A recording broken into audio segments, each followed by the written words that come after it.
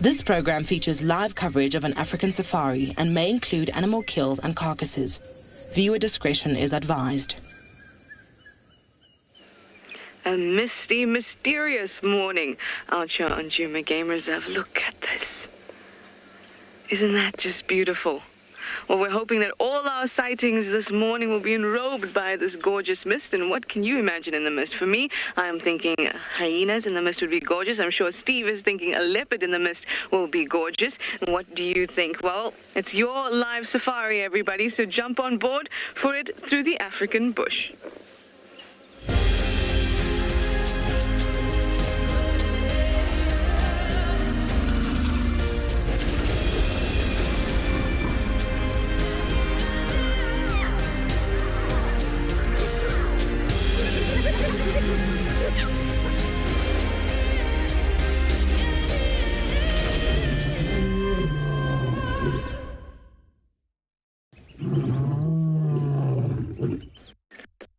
Welcome and good morning to today's less than sunrise safari. We're waiting for the sun to rise, but it is so dense, so muggy, so much humidity today. But the bush looks particularly vibrant because everything's a little bit moist. How gorgeous is that? Hi everyone, it's me, Trishala. I have Johan on camera with me, and we are on a small mission, a short mission today, just to the hyena den, which is not far from me. In fact, I think that we can get moving in a bit. But I want to spend some time with them because I've been trying for the last couple of days, but just kept getting distracted by tracks and animals, and them obviously not being around. So we're going to spend some time there and see what comes of it. For now, we're just looking out to the gorgeous misty vistas of Djuma. So like I said, your live safari, so to chat to us, give us your questions and your comments using that hashtag WildEarth. You can also use @FC on the YouTube chat stream. You can even go to our website and you can register there and use our questions and comments box. Also, if you're under 18, you can use kids' questions at wildearth.tv. And we would love to hear from you. Mark. We have a few birds that are just chilling in the mist there too.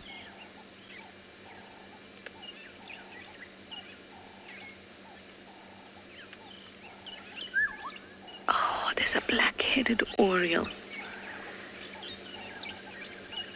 Just in on this dead tree closest to us. It's calling, it's going whoop, whoop.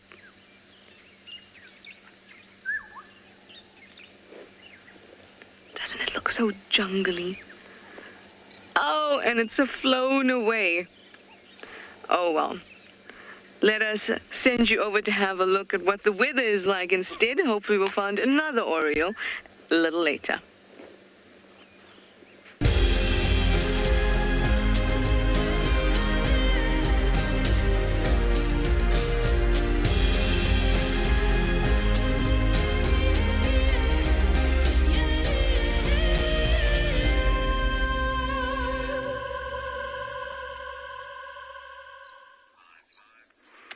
Good morning from and beyond Pinder Private Game Reserve, and the view that you've got there is looking to the east out over False Bay of Lake St. Lucia, the sand dunes of the Indian Ocean in the distance there, and beautiful rays of light coming through the clouds. My name is Damon. Behind the camera this morning is Craig. We've come out after another stormy night here at Ambion Pinder. We had a big cloud burst last night, lots of heavy rain. So once again, the grass is sopping wet, the roads are super slippery, all the little pans are full of water, there's insects chirping and birds calling, and there's that magnificent scene of the clouds rolling over the Indian Ocean there off in the distance. It's a lovely scene, the lush green vegetation, and then that almost like salmon-y coloured sky out to the east. And Craig and I are making our way slowly to the west, where a few moments ago one of the other game drive vehicles found a pride of lions. And so we're going to be making our way in that direction a bit later to see if we can't try and get a view of them. We saw tracks of one of the dominant males heading in that direction as well, so it'll be interesting to see if he's there with them. But what a magnificent scene. So as I was saying, that little lake that you can see there is just a small part of the immense Lake St. Lucia, a big estuary that borders us to our east. And that little part of Lake St. Lucia is called False Bay. I don't know if you can see at the bottom of it, there's almost like a little wetland. And that is where the Umzinen and Munyawana rivers form a confluence and then flow out of our reserve and into Lake St. Lucia. And normally there isn't such a marsh over there. It's a testament to all the lovely rain that we've had. And for those of you who live in South Africa, who've maybe visited Lake St. Lucia before, you'll know that the mouth of Lake St. Lucia has recently opened. Critter Freak, you're saying, what a magnificent view. Critter Freak, that's absolutely why we stopped here. And I wish we could have showed you a little bit earlier this morning. The clouds and the sky were the most incredible array of colors, purples and almost yellows and blues. It was gorgeous. But yeah, so with the estuary mouth being open, there's been an influx of salt water, and so we've had all kinds of estuarine fish coming up into the system. And there's a photograph that's been going around because Lake St. Lucia, because of the size of the body of water and its position, it holds quite a lot of a large population of crocodiles. And there was also, of course, because it's an estuary system, many different kinds of marine fish that rely on estuaries to breed come up into the estuary, even fish like bull sharks. And so it is not uncommon for there to be young bull sharks moving around in the estuary, hunting, looking for food. And there was a photograph that came out when the mouth opened up again of a massive Nile crocodile eating a baby bull shark. So that was obviously not too good for the shark, but quite an impressive photograph to see. Not exactly the kind of place, I suppose, where you'd want to go swimming there for. Lots of sharks, lots of crocodiles, and a very healthy population of hippos there too. And those crocodiles will come in from Lake St. Lucia, even onto Ambiampinda, up the river. But from our beautiful view here at Ambiampinda, we're going to head across to a beautiful view at Tswalu. And Craig and I are going to head in the direction of those lions, see if we can't get a view of them for you.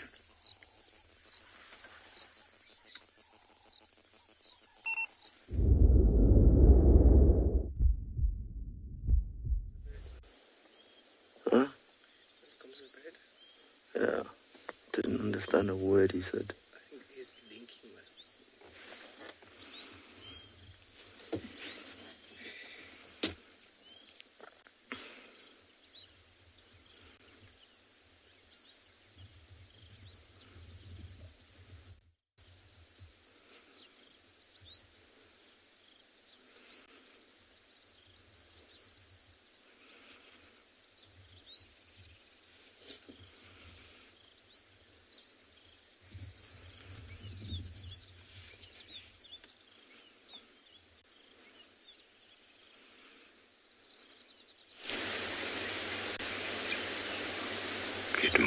Good morning. Welcome to a misty dawn here on Juma with an eerie scene of some vultures in the tree. We do apologize about any technical issues experienced before. Hello everybody, it feels quite strange this morning. This mist is just moving past us. My name is Steve, I'm joined by our camera, and we're excited to have you with us. Let's go back over to the vultures. Now, on the other side of that drainage line is where Darkmane stole that little impala baby yesterday from the birds, and they haven't been able to fly. Quite a nice way to start the day. They're looking at the clouds going, goodness, I don't think I'm going to get takeoff permission from the from the control center until the heat starts to build up. And as soon as the mist disappears, that is the only time they'll be able to take off. It's very energy expending for vultures to fly. A very heavy bird. They rely on thermals and air currents. They will and can fly though, but they often do not. Why waste energy? As it stands, scavengers generally have the lowest energy, the top-down sort of trophic cascade from the pyramid. The sun has got all the energy. The plants harness that energy, called the primary producers. And then the primary consumers, the herbivores, feed on that animal, not on that, on that grass or plant material, and they get a percentage of that energy. And the predators feed on those. And then last down the chain, the scavengers feed on the final product. So they only get a very small percentage of the original sort of investment of energy from the sun. So they will save energy as much as possible. That's why you see predators being so inactive as well. But Paul got a reality check yesterday of how quick a three-legged lion can be in the form of dark mane. If you missed yesterday afternoon's opening, he was woken to vultures landing, and he went at top speed, 0 to 100, chased the birds off to find an impala. We weren't able to find out what had happened to that impala because he was just wolfing it down too quickly, and it was in too thick a bush to see. But I feel on this Sunday morning, this beautiful, eerie sort of scene and some wonderful noises, that I'm just going to allow you to just soak it all in for a moment.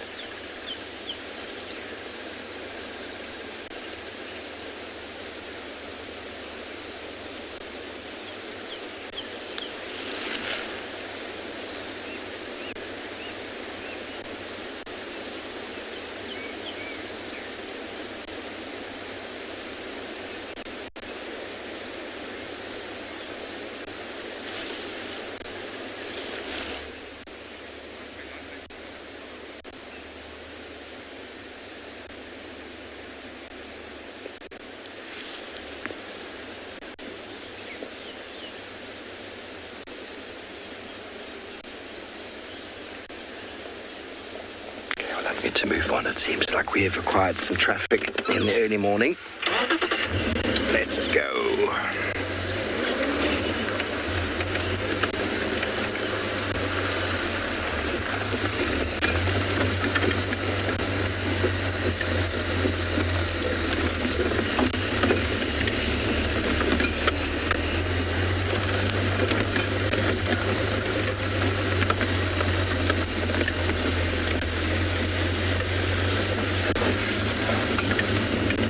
Okay, we're going to carry on. We're just going to take it really easy this morning. And while we do so, we're going to send you back over to Tswalu Kalahari.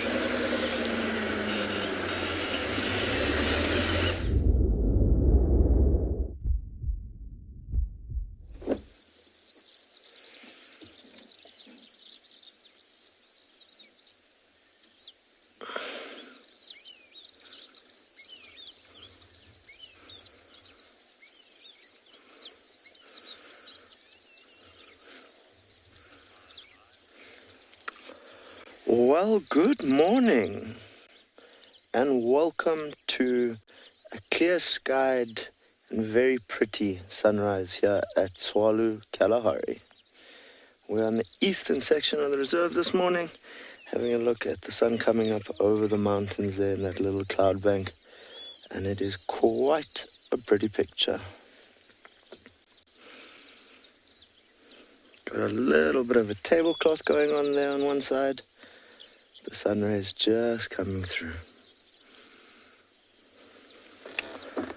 My name's Josh, and I'm going to be your guide this morning, and behind the camera is BK. Our plan is to have a little bumble around here and see what we can find. We're hoping, most likely, the king of the beasts. So stick with us and let's see what we can see.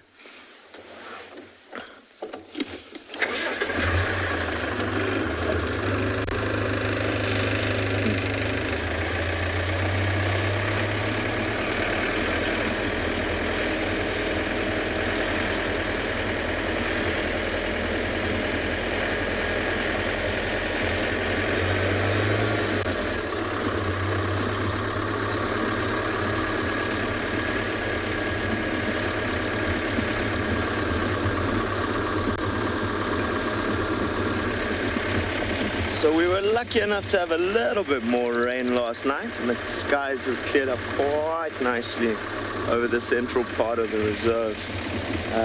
But still quite a bit of cloud around the mountains itself. So nice pretty color going on.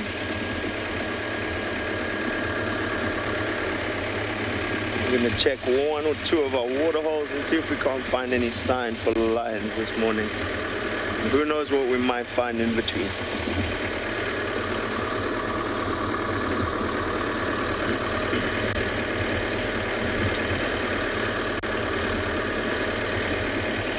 So while we have a little look around and see what we can find, we're going to be sending you across to Trish at Tswalu.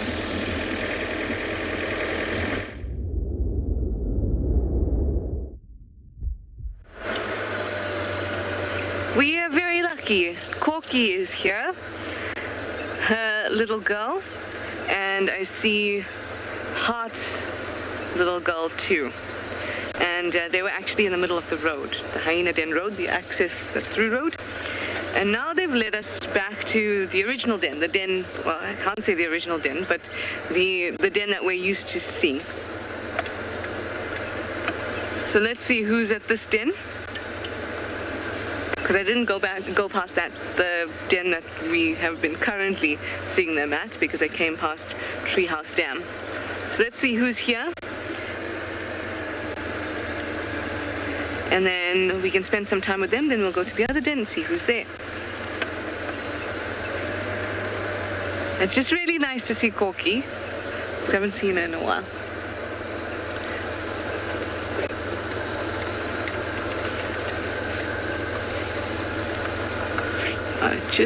Oh, look at this. Look at this.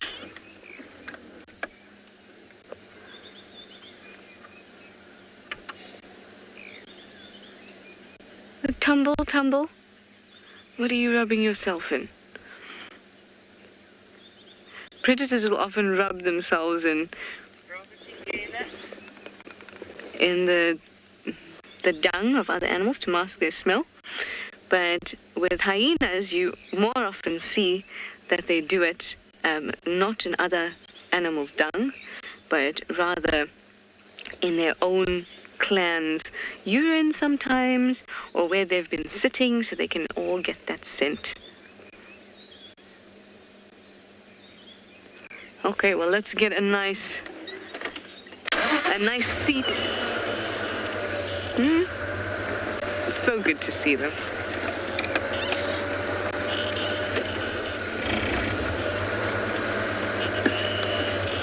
Jackson, that is an excellent question. I'd like to know how many times have the hyenas moved dens and why? It's been many times, so I'm just going to park off, Jackson, and then we'll chat about it.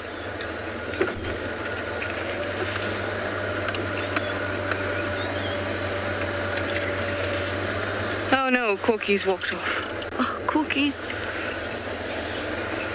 Okay, well then we'll drive and talk, Jackson, because as you know, we're not going to stay. There's Corky there. Let's just have a quick look at Corky, because I know you haven't seen her in a while.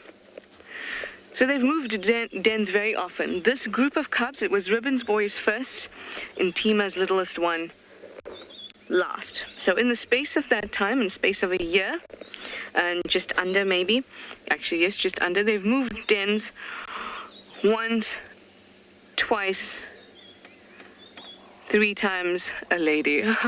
No, sorry, it just went that way, guys. It just went that way. They've moved dens 3 times, and then now back and forth. between this den that I'm going to show you now that you'll recognize and the other den that we've been seeing them at often. So a couple things in Jackson, you also asked why. They will move dens when the den space is too small, but we know that this den space wasn't too small because almost all of the cubs were there at the same time, except for Ntima's one. Oh, even Ntima's one was here, actually. So all 7 cubs had been at this den. So once the den starts to smell like hyena and can attract predators, that's the best time to move the cubs. And there was a point where we didn't see them for a little bit, and that's when Ribbon moved her cubs to the Gallagher Shortcut den. Possibly somebody had been using the Mvubu Road den. I suspect Hart had been, because when we saw Hart's cubs, they were already pretty big. All right, Corky's gone. These two are coming back. Oh, no, she's still there. Okay, great. This mist invisibility is not great. And then after that, they kind of regrouped back at this den. So they must have thought that it's safe enough. So the reason that they would change den is if there's inadequate space or if there's the smell of hyena has become too pungent. They'll also change den if a cub has died in the den. And then obviously that would, the smell wouldn't be great. But let's go off to the other den.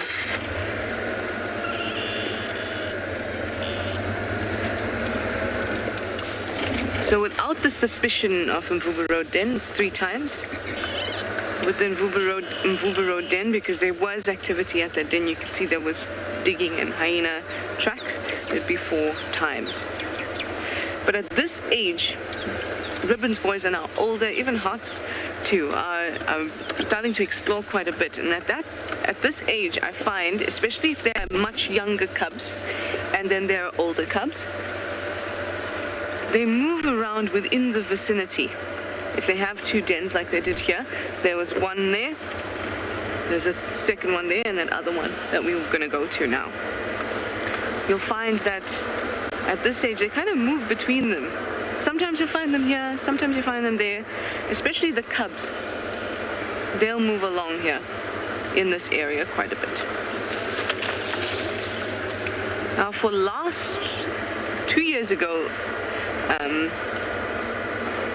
cohort of cubs, they changed dens quite often. It was first Aubrey's Road den, then Aubrey's Road, then it was here, then it was Shibamu Road, then it was here, and then it was Gwen's old den, the one on Cheetah Cut Line. So there had been a lot of movement for the last set of cubs.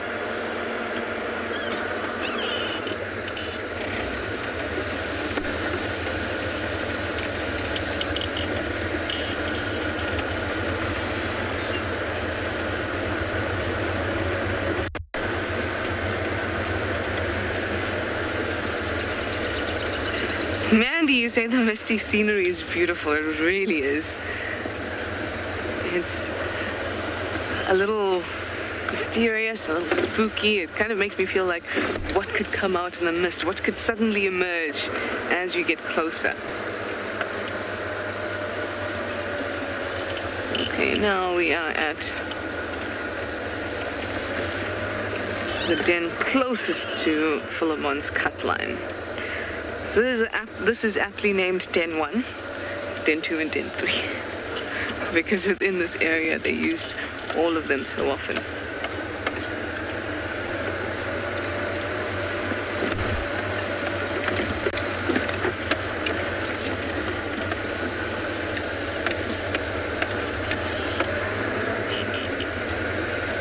Seems like nobody is home.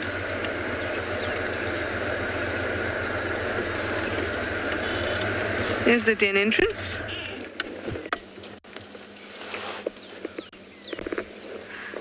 But nobody is home. So I'm going to go off to Treehouse Dam. Maybe that's where Corky and Hart's little one and Corky's little one came out. And we won't know until we have a look. So that's where I'm going to go next.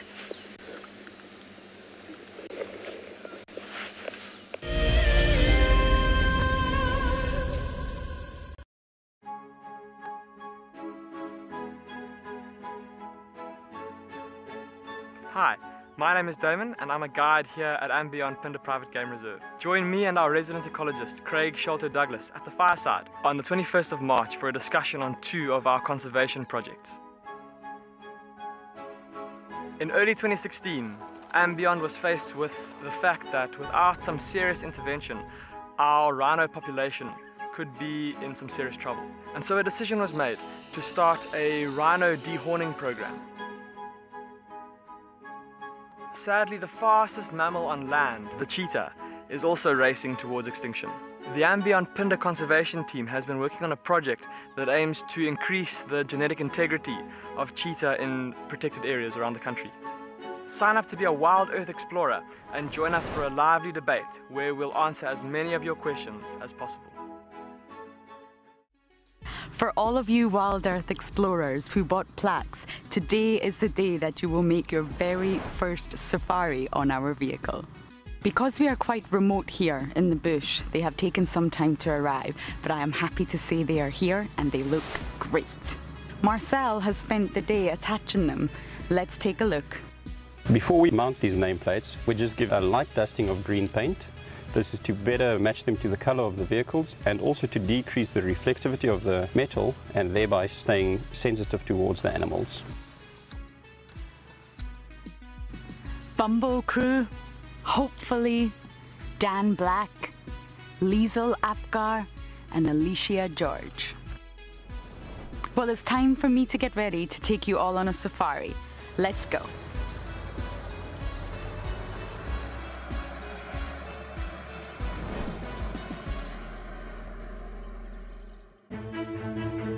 I'm Nikki here at and Beyond Ngala in South Africa. I love getting questions from viewers about all the small things within the environment and how it all is integrated with one another. If you want to ask me any questions, please simply register with the Wild Earth website, head across to the Live Safari page and then post your questions there. I'm looking forward to chatting to you on my next Wild Earth drive.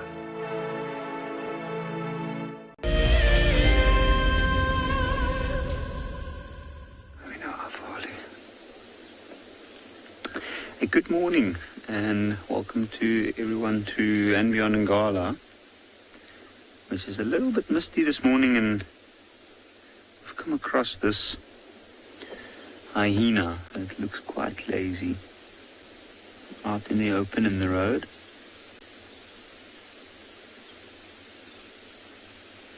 What a stunning area this is. I'm Yapi. Behind the camera we've got Gert. And we've set out this morning trying to see if we can pick up on any signs of leopard. But it's been tricky. There's been a lot of dew during the night, even a bit of rain. And we haven't had any luck yet.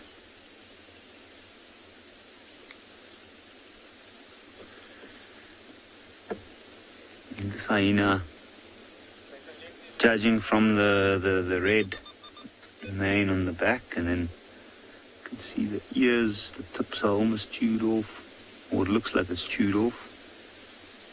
It looks quite bulky. It looks like a really, really large hyena, and in that case I'm going to go as far as to saying that it might be a female. But she is currently just relaxing. You can see the ears are up. And she's also using this time to listen out while waiting for the sun to warm the area up. And I think one of the best things about this morning is all the sounds. Everything's really, really active. And an open space is the best place to stop and just have a quick listen. So I think if we listen maybe for a minute or so just to hear all the sounds.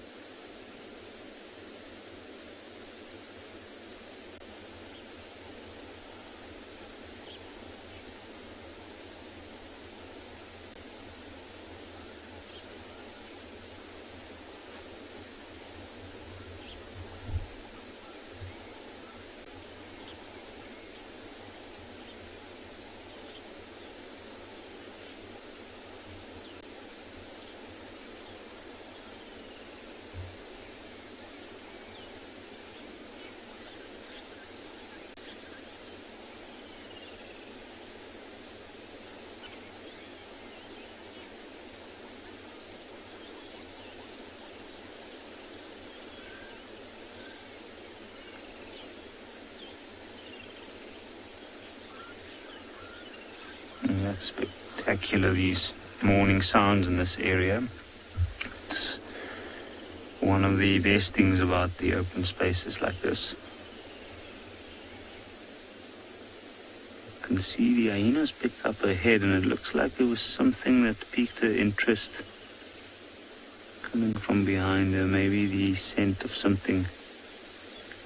I have seen some general game in this area, but I don't see them at the moment. It's an impala, wildebeest.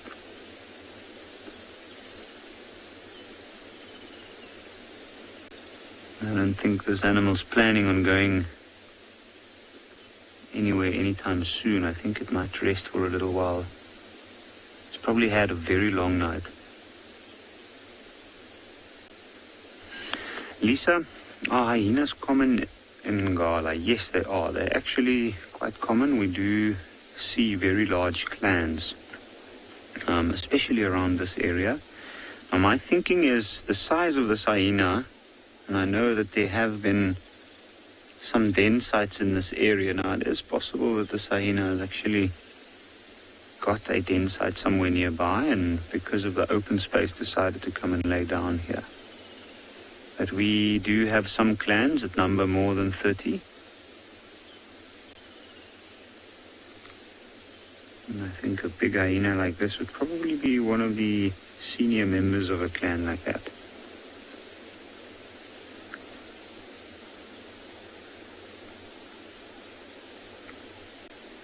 And you can see, there we go, the head's picked up again and the muzzle held high into the wind. You'll notice the ears flicking every now and again.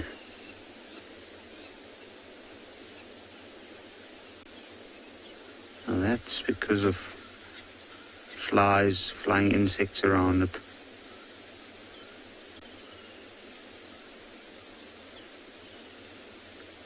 You can imagine an animal like this trying to feed off carcasses and looking for any scraps of food that might be available.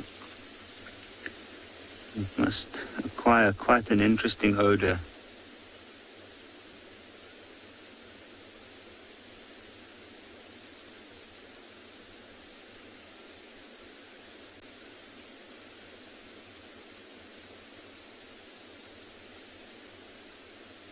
The sense of smell of this hyena is incredible. So she will be able to pick up on any chemical sign traveling with the wind from far away. But the question is, would it be a good enough opportunity to make her move? Might be. Oof, look at that. You can see that belly looks full, but if you ask me, I think she might be pregnant.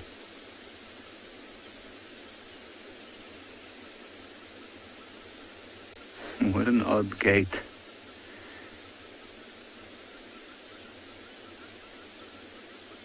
That was quite a determined move, and I wonder where she's heading. You can see she's looking over in that direction. In the direction that she's looking, there used to be a den site there.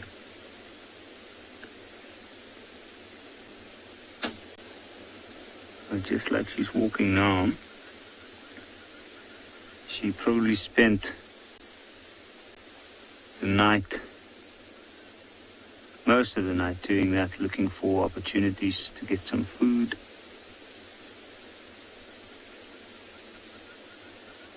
And at a steady pace like that, an animal like this can cover a lot of ground. Easily more than 30 to 40 kilometers.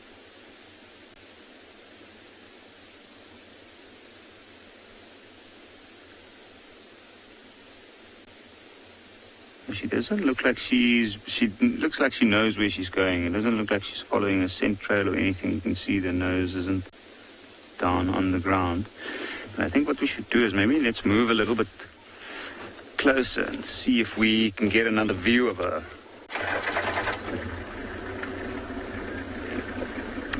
So while we try and get another view of the hyena, we'll head over to Steve.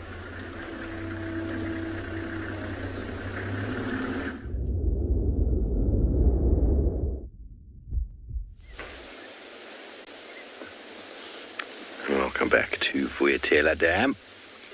Sally up. Sorry about the game drive radio once again. Humblest of apologies on this blessedly eerie morning when the hippo is doing its thing, as they always do, bobbing.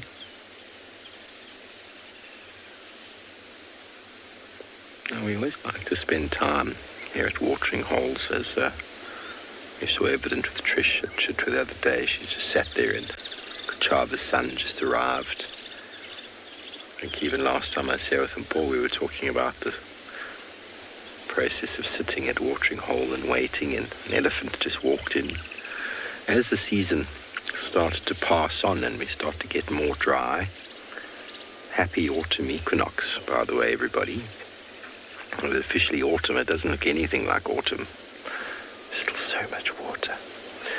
But it is indeed the changing of the seasons, and as the seasons change further into dryness, into the winter, we are separated by the two wet and dry seasons. Although we do go through cycles of wetter and drier years. We're going through a process right now for a wetter cycle. As the seasons wear on, the water does start to dissipate, and the larger water bodies, such as this one, will maintain their water longer into the season. And sitting at these watering holes will be an absolute pleasure.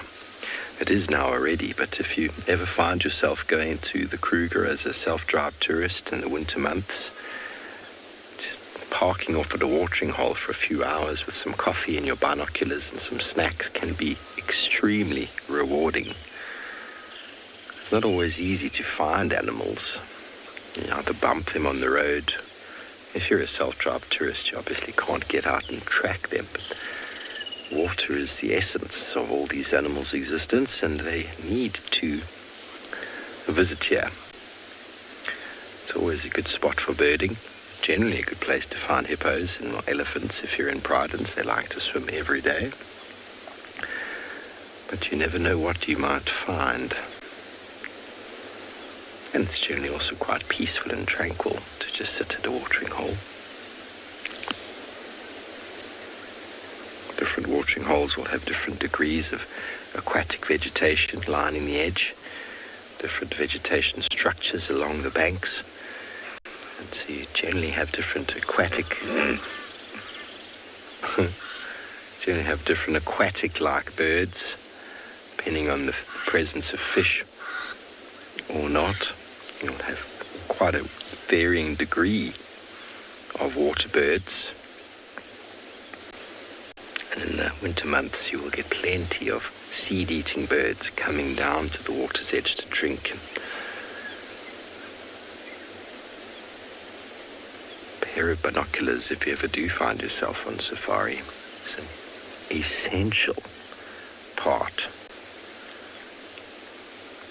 Unless you've got incredible binocular vision like that of an eagle, I suggest buying yourself a decent pair of roof prism binoculars. Roof prism basically means straight from front to back. They are straight, they don't bulge out, and generally a 1:5 ratio. So mine's a 10:42, so that's okay. If you start getting a 1:20 or 15, it starts getting very heavy. At it is very tranquil, very peaceful, isn't it? Some hornbills calling. Lovely serenity here in the early dawn.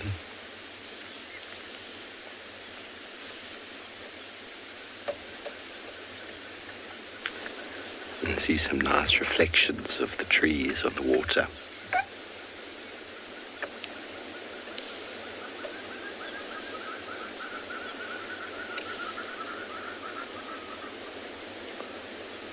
Grey-headed bushwhack calling, the spookvoël.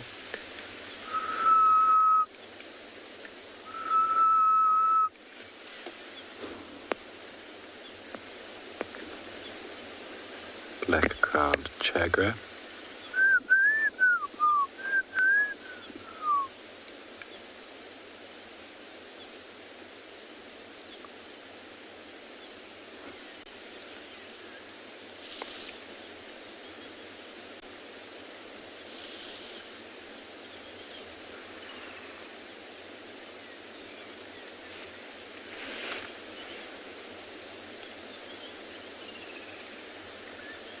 crested barbet chirring in the background.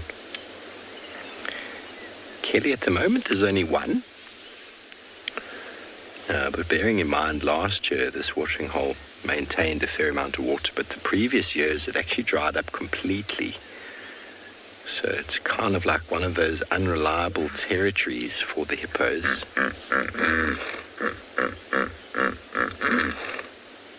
He's saying he's on his own, but he's attracting the ladies. He's got a really nice spot this year. That was his, come on ladies, where you at? Last time I was here in January, there were 3 hippos in here. So watering holes have the potential to always have new arrivals.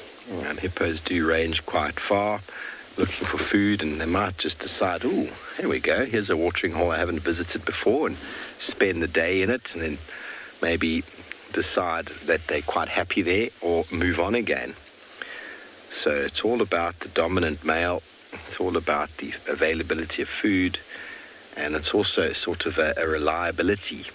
So Chitwa, for example, and some of the very more major rivers that are constantly flowing have a reliability to them that have had water for a long time. An area that loses water, sort of from an investment point of view, it's tricky to sustain. So it would have to be established, and the females would have to learn that this is a viable area to hang out in.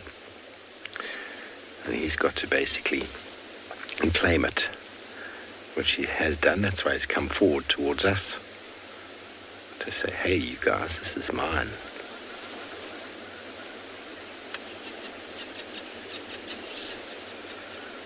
There's a bit of flux at the moment with an abundance of water. The hippos are all over the place. But as the season starts to dry up, as I said before, and the longevity of those watering holes starts to show themselves, that's when the territorial competition for those resources becomes very, very prominent. And we talk about habitat. We often talk about the niche, where an animal lives in the environment. The fundamental niche is the entire element of the environment that an animal can live in without competition, and the realized niche is the area that an animal lives in with competition. So hippos have a very large environmental niche, but if there's no water, they cannot occur there. They have to occur in an area where there is sustainable perennial water. And so they will have to move in dry times, and their numbers are actually quite heavily affected in droughts. I think the hippo populations are still recovering from the last drought.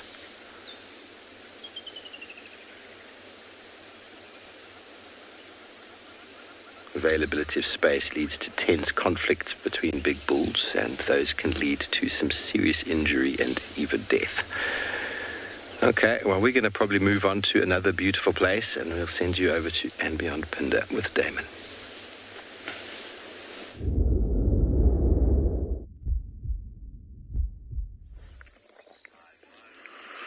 Welcome back to And Beyond Phinda. Craig and I managed to get a brief glimpse of that pride of lions as they were feeding on a carcass. We couldn't quite see what it was, but they were feeding pretty busily, and unfortunately in a very dense thicket where there just wasn't a view. So we've left the area, and just as we were driving away, there was a splash of white on the mountainside that caught my attention. And it is very far away, but look there in the middle of your screen. Can you see that white kind of rectangle or diamond shape perched up on a dead tree there? It's the chest of a juvenile martial eagle. And look how it's perched up there on that stick, like I said, scanning the plains below. It's quite high up the mountainside, so from up there, must have an absolutely fantastic view of the plains beneath it from which to scan for prey. It's the very same mountainside that I last saw this pride of lions up on. They were lying up on some rocks, also looking down onto the plain below. And perhaps that's how they spotted their unfortunate victim that they must have caught in the early hours of this morning. There we go with Craig zooming out just to give you an idea. Sure, that little white dot getting swallowed, or rather disappearing.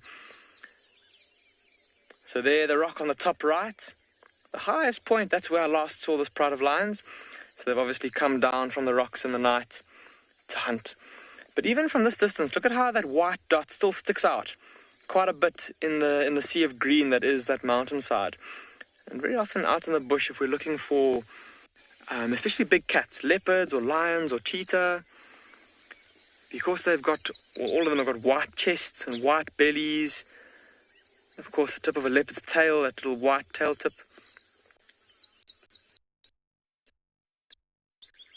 Always, or very often worth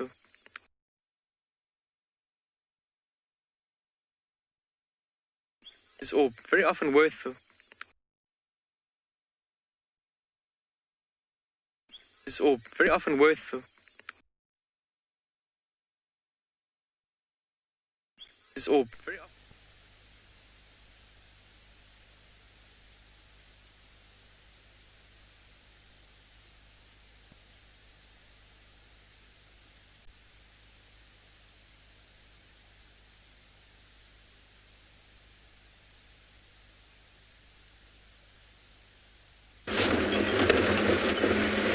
Sorry about that, everybody. You're back with us. We just moved on from our watering hole.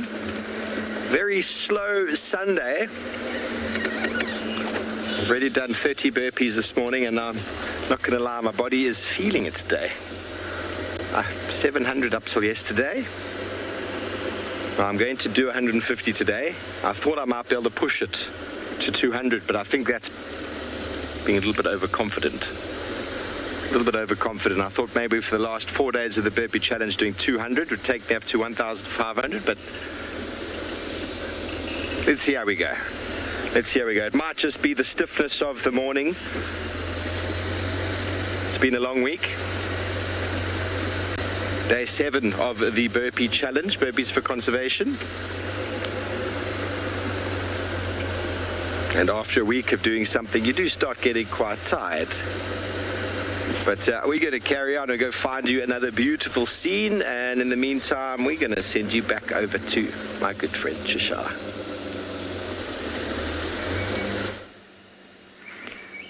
I love just spending some time and waiting for the little birds. They just saw 2 blue wax balls jump out of shot. And here there's a female green-winged petilia. I'm waiting for the male to come along because they are just gorgeous. Can you hear that? Orange-breasted bushrack. There's a lot of birds around here. She's just jumped down.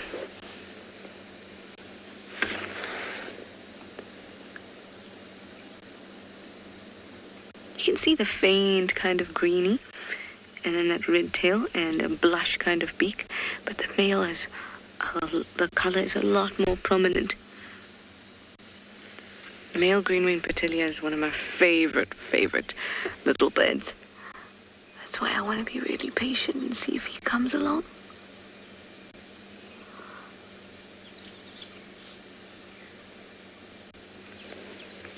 If we move up a little bit and left, a whole lot of them are, around. A little more. There's quite a few of them, so if we pull out, we might see them a little bit better.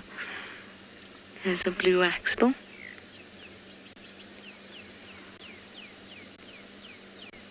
A little bit more. There's quite a few of them in that area. There we go. Towards the top there, there's about 3 or 4 of them. Look at that. There's that orange-breasted bushrack.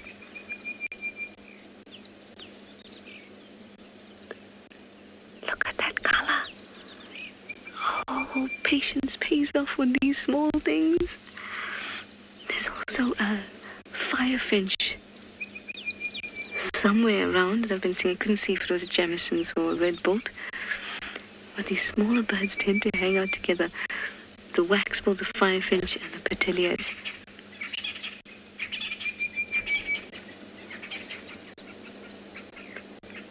Birding is like a treasure chest, you know, like what can you find, what can you tick off?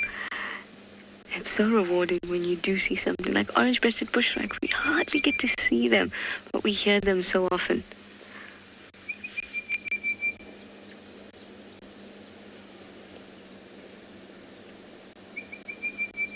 Everyone's going about their morning business.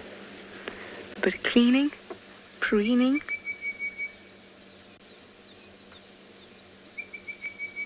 And soon it'll be time for a snack.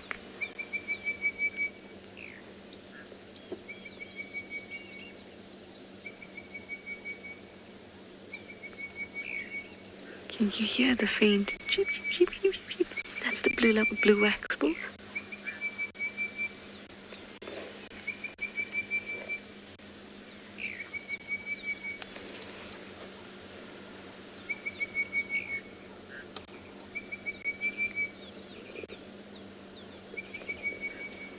I'm just scouring the tree for more birds.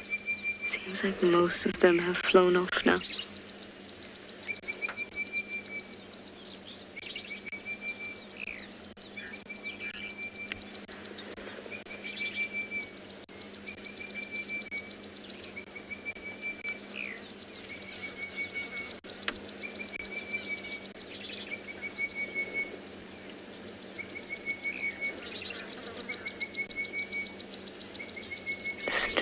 Isn't it all just so gorgeous?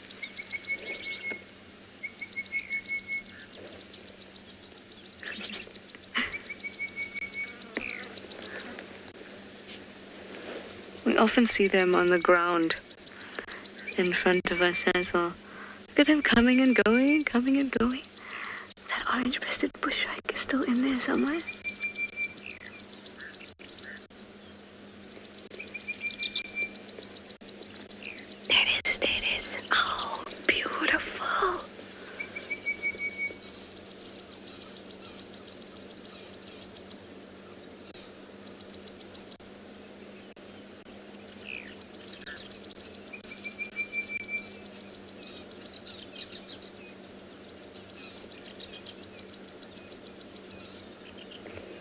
Oh, that was the prize for me. That really was the prize. I'm seeing so many birds all over the place. It's like a treasure chest. Oh, that bushrack is back.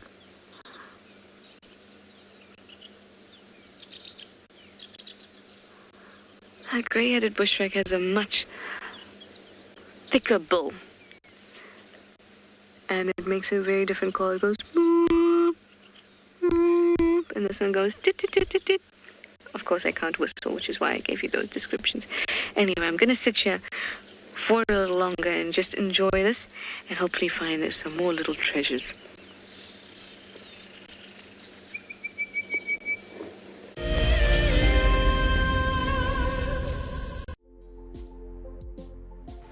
On the 27th of April, Wild Earth will be turning 14 years old, and we wouldn't be here if it wasn't for all of you. And to celebrate, we will be finishing the beautiful book that we started last year that looks at the history so far. But we do need you to be part of it.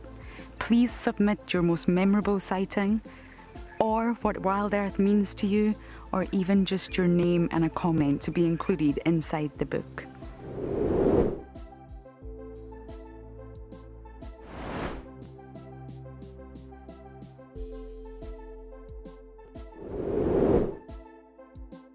Head over to the website to add your name and reserve your copy. We are offering a 20% discount on all books bought before the end of March.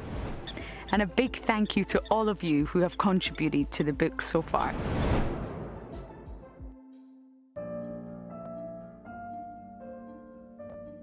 With a slew of potential dangers lurking, it's essential to be aware of your surroundings whilst walking in the wilderness. 20 yards yards away from one of the most endangered species. This is a big bull. What a moment, what a close encounter with an Ellie bull. He's just over here now. He's moved completely away. Being on a bushwalk and seeing a leopard, I mean, it's ridiculous to be this close to a leopard on foot and for him not to run is absolutely insane. How crazy was that? Through the gap there is just the back of the head of a male lion. He is absolutely unaware that we are here right now. I tell you, seeing lions on foot, it definitely brings out the caveman in you, this little scared human being. My name is Ross and I'm a field guide at and beyond Pinder Private Game Reserve.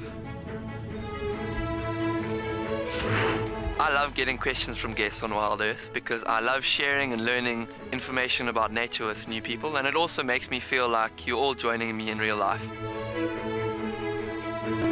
If you want to ask a question on Wild Earth, then you need to register on our website. Once registered, go to our live safari page and submit your question below our live feed.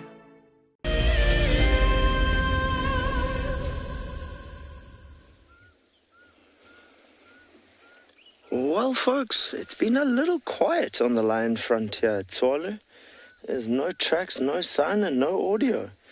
But we were lucky enough to come across this black-winged stilt here at one of our dams close to the mountains. And it's quite an unusual bird. So it has the longest legs in comparison to body size of any bird species. So these guys are waders.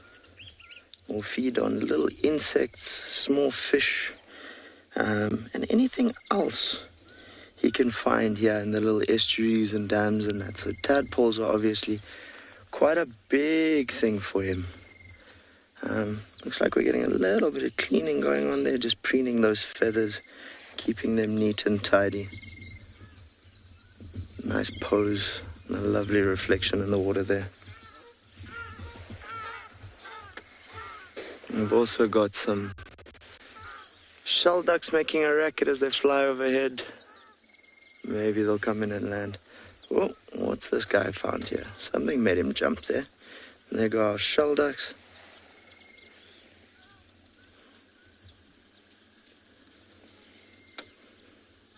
Nice and peaceful here at the water. And this gentleman still carrying on, having a look what he can find. So, something caught his attention. Maybe just a bird or breakfast. So they'll generally inhabit shallow inland water bodies, estuaries, lagoons, and in areas where there's been quite a lot of rain in a very short period of time. They generally will appear within like 2 or 3 days. It's believed that they almost follow the storm fronts. Quite an intelligent bird, that's for sure. A very long beak there.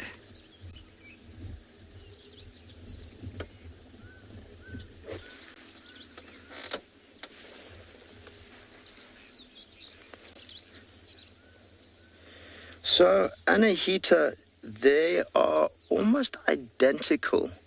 The males, when non-breeding, are slightly duskier on the crown and nape. Juveniles are very similar, but taking a look at this individual, I'm going to go with he's a male. His plumage is quite dark at the moment, very clear, so I'm going to go with a male on this one, Anahita. He's having a feast there. It looks like he's after the water skeeters, if I'm not wrong. It's a little difficult to see something so small. What he's seeing.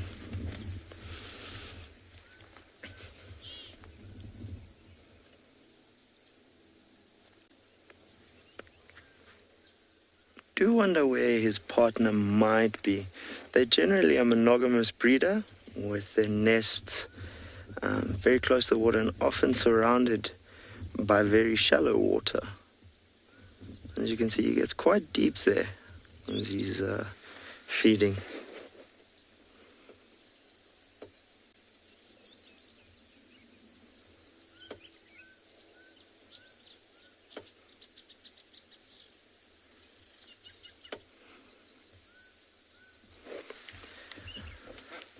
we've had unseasonably good rains this year and in this rainy season, so I think a lot of our plants,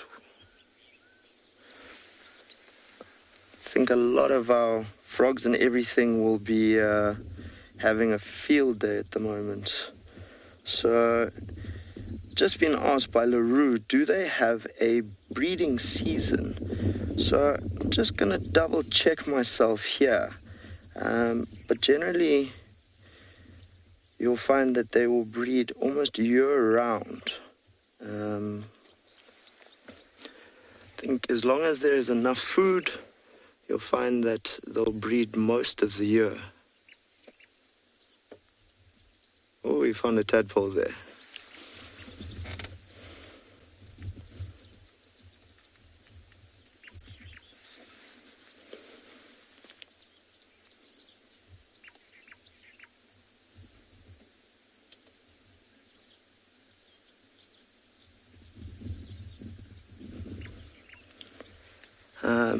So I have just double-checked myself. They do breed year-round, but egg laying tends to peak during August and October.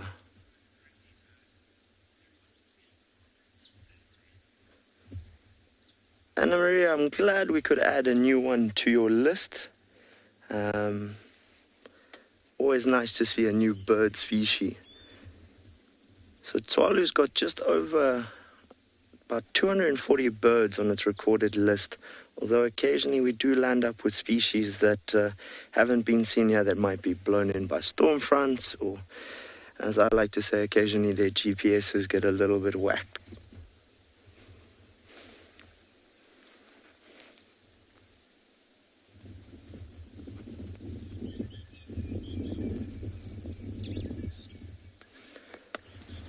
Just seen a shaft-tailed whiter pop down to the water here. I'm just trying to see where he's gone.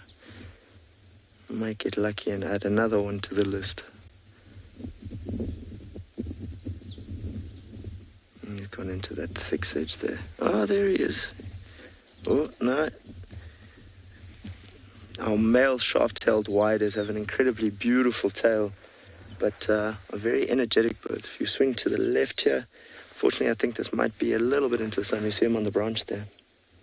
This little bush close to us. I think this might be a little bit into the sun. So we're going to just try and see if we can't get a look at a male down.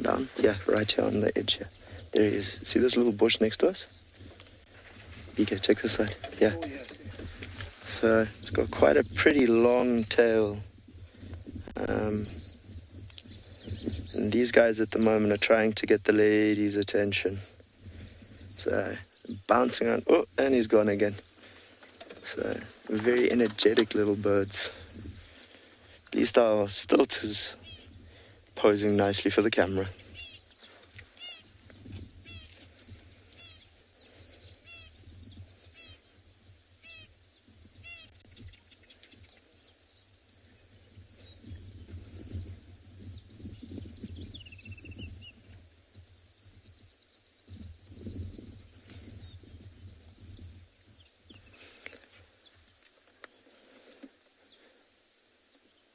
I'm most curious to see where this gentleman's lady might be.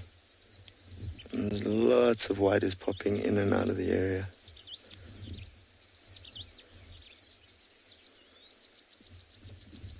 Very cool. This dam's quite a popular birding site on Tswalu.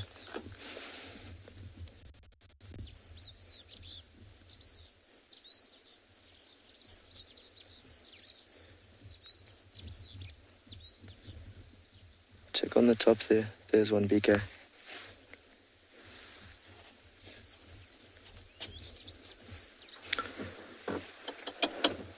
So, answer your question now, Raja. We're just getting a little bit of a better look here at one of our male shaft-tailed whiters who's actually posing slightly. See that incredibly long tail you only have in the breeding season. Try and attract the lady's attention. So, we've just been asked by Raja, what would predate on our black-winged stilt? So, Roger, you'll find small things like jackal and that, especially if they're on the nest, are very opportunistic. And then your birds of prey. Primarily in this region, I'd say their big risk would probably be a pale chancing goshawk as one of our bigger birds of prey that might be able to get them. Although you do find some in the west where we have peregrine falcons that go out to the sandgrass and that might also take a unwary stilt as an optional meal.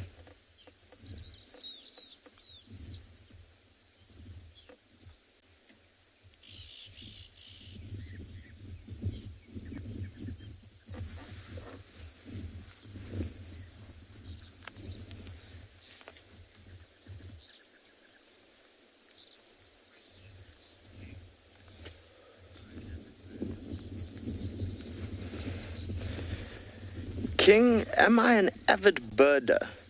I must say, for many years as a guide, they drove me crazy. But definitely in the last, I'd say 18 months to 2 years, I started growing very fond of them.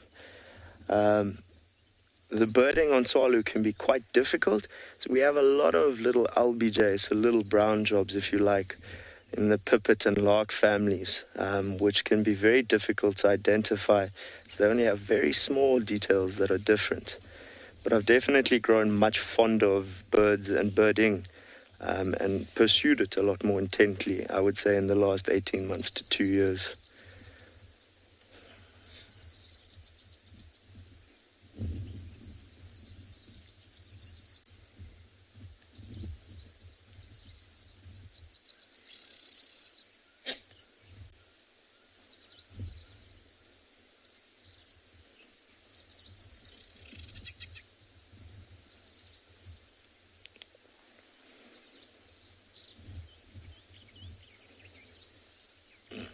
Lovely reflection there on the water. A lot of work going into preening those feathers and keeping them clean. Obviously wading in and out of the water, there's always muck and that gathering on them. So you need to keep them nice and clean as often as possible.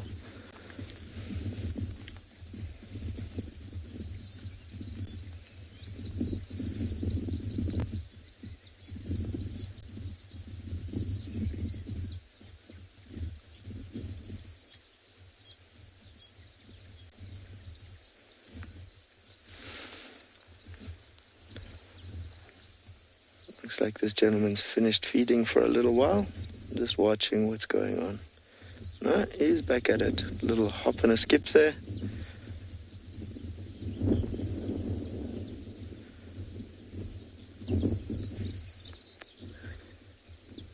I think from our side we're going to carry on bumbling down the road and seeing if we can't pick up maybe some fresh tracks for the king of the beasts, and who knows, maybe one or two other bird species for the road.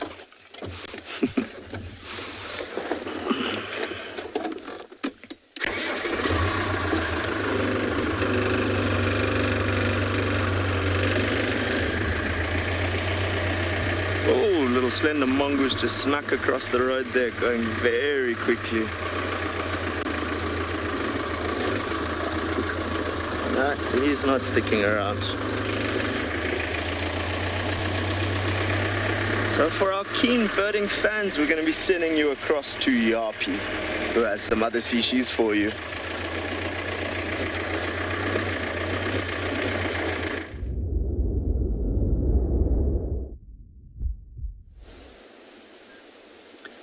And here we've come across the ultimate master of the bush.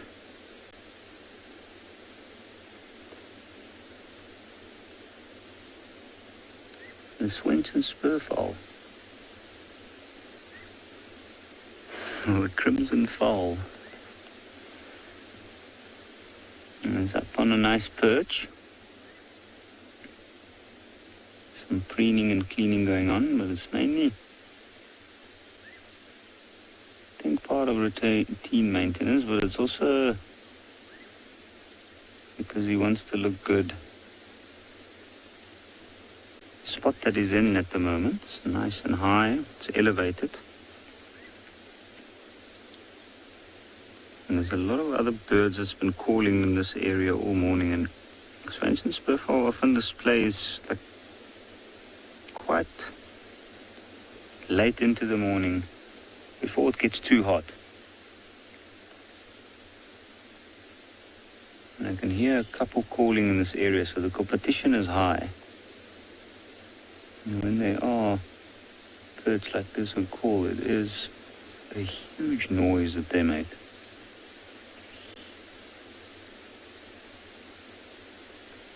I'm hoping this one will call.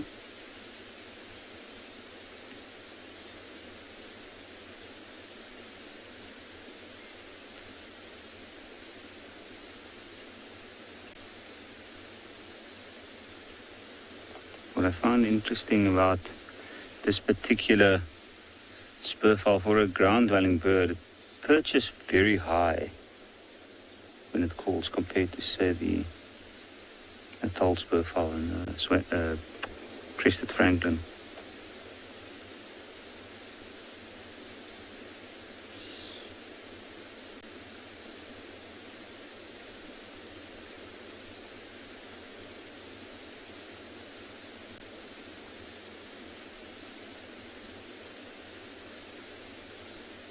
These feathers are a little bit roughed up, so there's a lot of cleaning and preening to be done.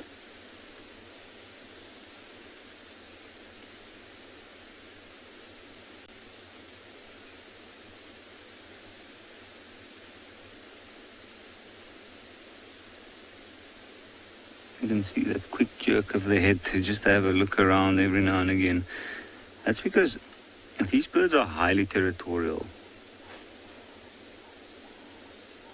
And you often see that they take it out on any other bird that might be nearby. I've noticed out of the franklins or the spurfowls, it can be quite persuasive in that it usually pushes off other birds in the area.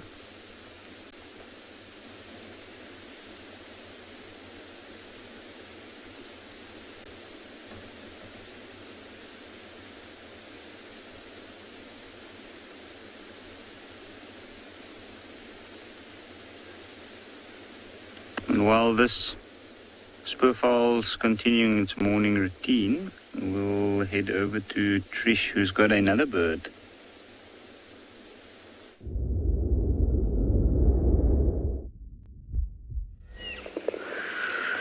I did have a violet-backed starling, but you know how it is with birds?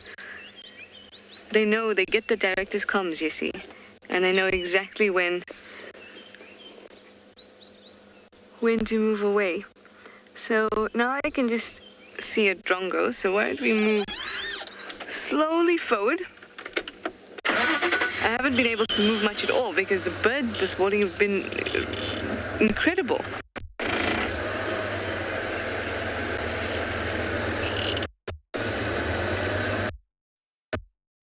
We just need to find that one tree that they're all interested in. We did there, further back on Pangolin Track.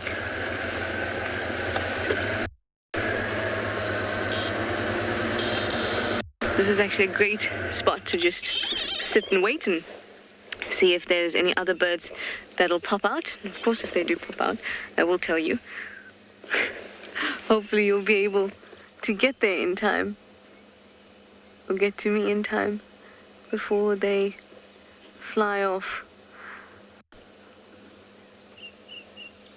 I'm going to send you over to Yapi while I scan this area with my binoculars, and hopefully I'll find some more gems.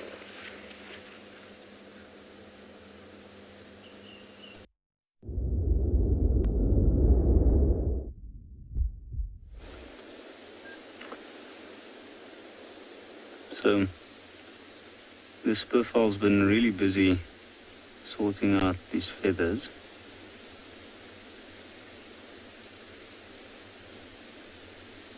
But being up on a perch like this serves a multiple function. It's also quite high up. It's got a good view of the area. And often before they start preening and doing their routine, it's usually just a case of watching.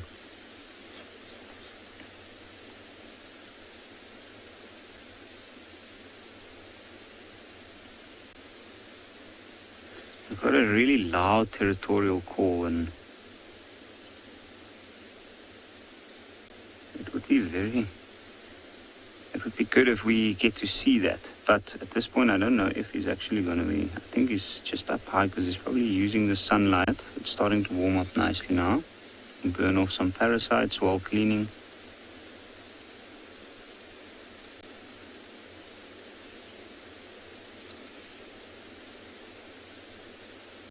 There's a lot of other birds in the area also calling.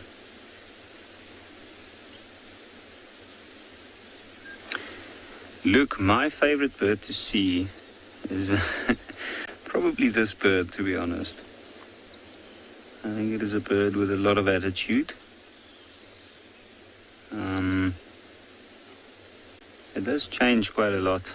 I think it's difficult to say for one, or say one bird for sure. I do enjoy eagles as well, any of the large eagles.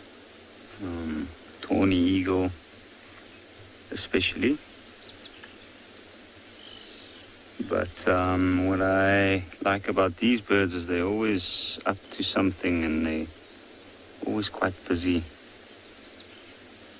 Often, especially the Swainson spurfowl chases the crested and the Natal spurfowl.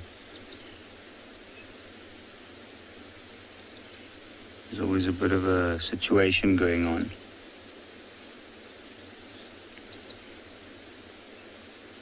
There are birds with attitude. And when it comes to that, I think this is probably the bird with attitude. I remember a while back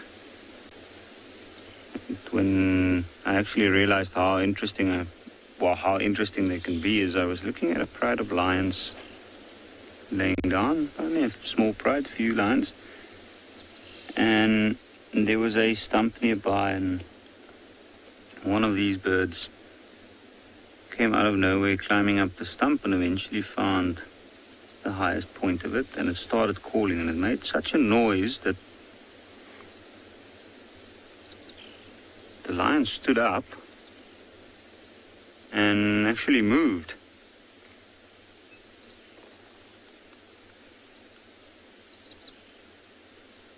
Bit of a scratch there. And I think what it's looking for there is it's probably getting some grass seeds and things that's been blown off in the road.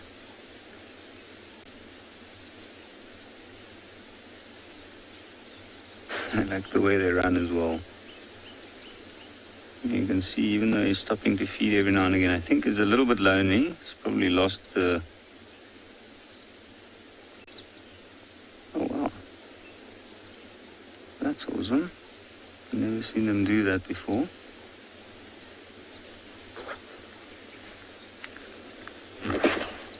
I wonder what it got there.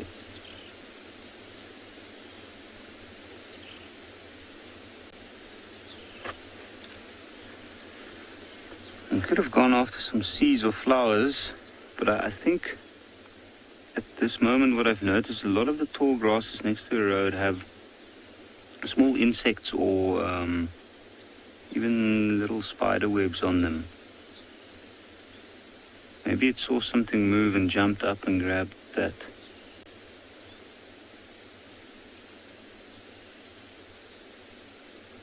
Amazing how it moves quite quickly and then just stops every now and again to have a quick look.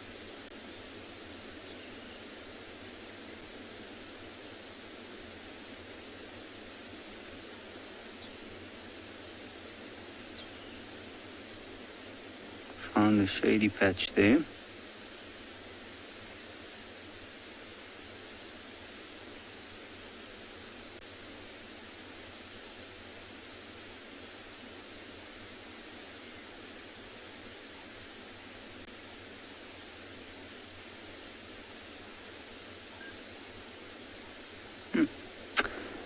That was quite an interesting few moments with this Swainson spurfowl. I hope it finds some others in the area.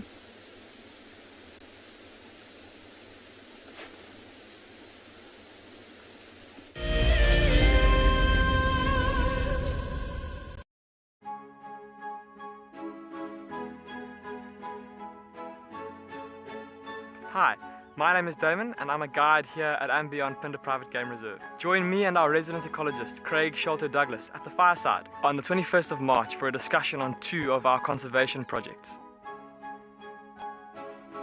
In early 2016, and beyond was faced with the fact that without some serious intervention, our rhino population could be in some serious trouble. And so a decision was made to start a rhino dehorning program. Sadly, the fastest mammal on land, the cheetah, is also racing towards extinction. The Ambient Pinder Conservation Team has been working on a project that aims to increase the genetic integrity of cheetah in protected areas around the country. Sign up to be a Wild Earth Explorer and join us for a lively debate where we'll answer as many of your questions as possible. Wild Earth Explorer Jenny recently joined Tristan as he broadcast live from Djuma. Awesome to kind of have a guest on board. I'm looking forward to this. This is Jenny. Hi everyone. And Jenny is the first of our Ticket to Dream holders. If you want to go on safari with a Wild Earth guide, whilst honing your bush knowledge and of course featuring in one of our shows, then head over to our website. Literally being with Tristan on the vehicle today has been incredible. It has truly been a dream come true. Sign up to be a Wild Earth Explorer and you could be making your first ever on-screen appearance. I would highly recommend being a part of the Explorer program and being able to be a part of an interactive live drive.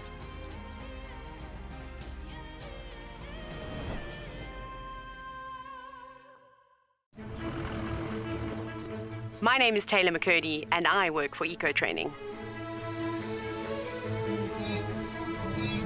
I love hearing from all of the viewers. However, I particularly enjoy those of you who have been watching for a few years. Your questions are just so advanced and they really get me thinking. If you'd like to ask a question on Wild Earth, you need to register on our website. Once you've done that, head to the Live Safari page and submit your questions below the live feed.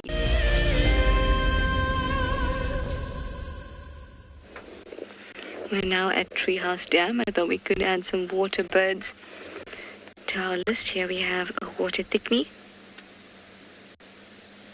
squinting with the sun that's finally popped out beneath the curtains of the mist. It's finally out now. This water thickney is also warming up. Typical structure for a water bird. Tall, long legs to help it walk through the water, not wet its feathers, and also wade through, so it can find all those little prey items it likes, little crustaceans, other invertebrates that it may find in the water.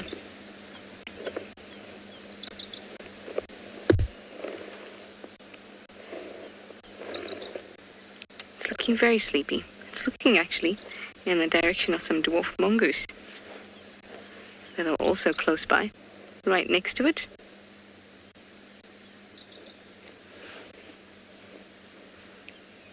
They're also enjoying the sun as it's finally emerged.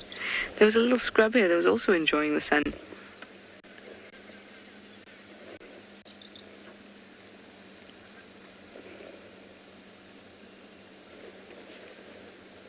This is a great spot because it's right near some water, which means they might find some really great insects,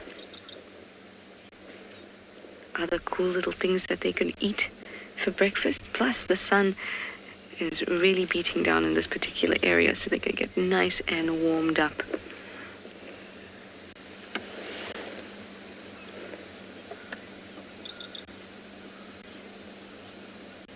There's a lot of play happening as well.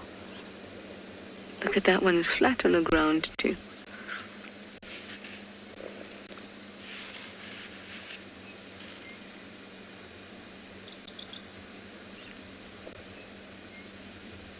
That's the best way. You can sun the top of your body and the bottom of your body. Get nice and warm against the road that's been warming up with the sun also.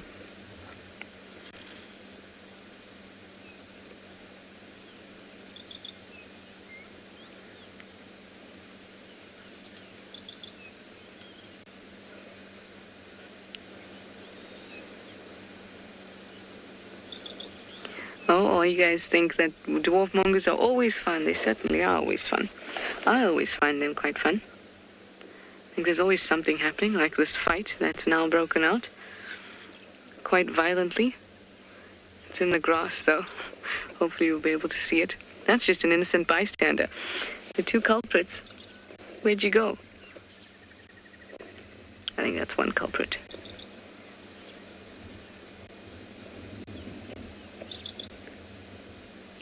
Guys, why are you camera shy? You've been doing this the whole time I've been sitting here. Now that the camera's on you, you want to stop.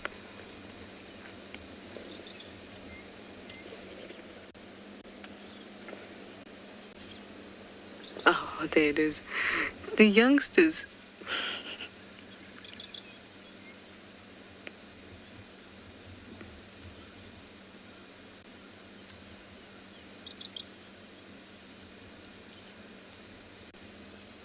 I love seeing them play fight in the morning because it makes me feel that they've really absorbed all this energy. Now we know that they particularly, in the mornings, their behavior is always to first sun themselves. And I almost feel a little bit, not sorry for them, but that they've got to go through this and their little bodies are losing heat and they've got to gain this heat. And when I see them energetic and playing like this, especially youngsters, it makes me feel that, they're ready for the day.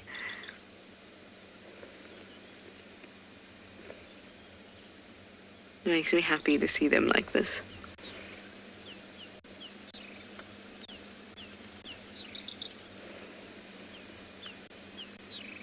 Have you found a stick? You have found a stick.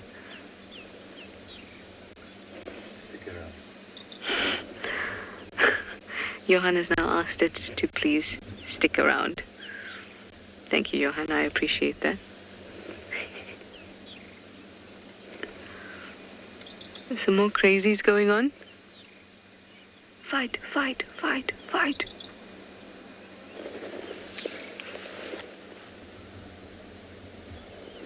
Hey, Jerome. You'd like to know if they ever gang up on bigger threats. If it's something that is a prey item that they can take, definitely. Like they can gang up on snakes. That's a big item, especially if it's a large snake. But you see it with things like scorpions, and if there's maybe two of them, two mongoose, you'll see them both go for a scorpion and can help each other. As for a threat, less so. For them, their biggest threats are large snakes, which they will often have an interaction with and it may come off badly.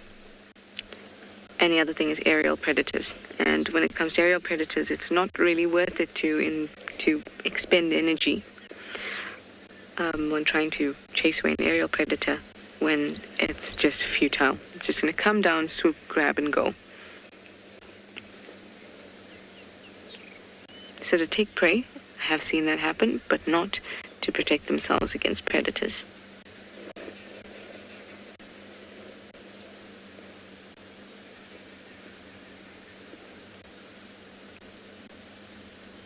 They're just owning this road.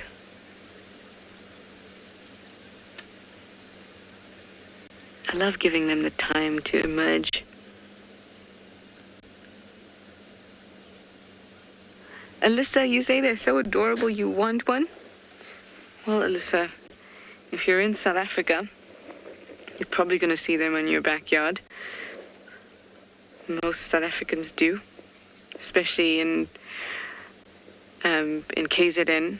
We have banded mongoose like you can't believe. Banded mongoose when I used to go to work. Banded mongoose when I come home. Banded mongoose in the morning, in the evening. All over the place. They're so common and so widespread. But Alyssa, if you're not in South Africa, yes, they are very, very adorable. And they can make you feel like you want one. But you should definitely not keep one. Although I know that you know that already. Remember, they're carnivores.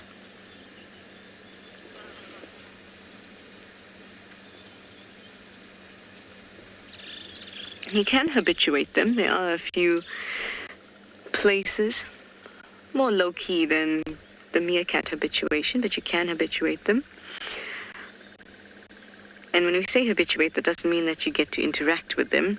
It just means that they no longer feel anything towards your presence. Nothing. You're just another part of the environment for them. So they don't react to you. And that's great because you can get some excellent shots of them, and you can also learn a lot more about their behavior because it's not adjusted based on the fact that you're there. Look at that face.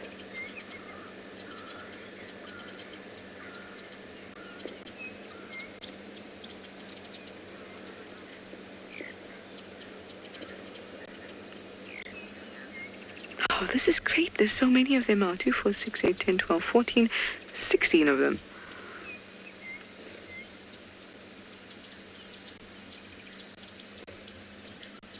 That's just the ones we can see.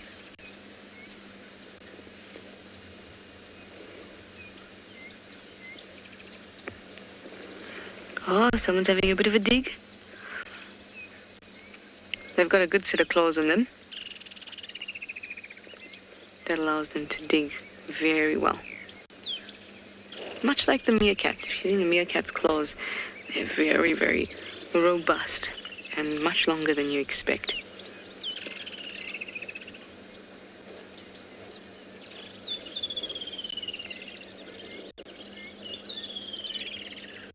Yeah, the woodland kingfisher.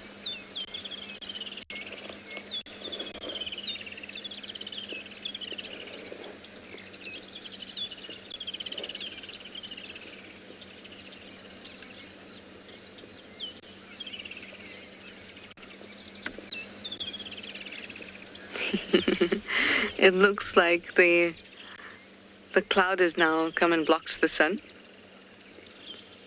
So it's cooled down a little bit in this section now. I think they might take that as a cue to get moving.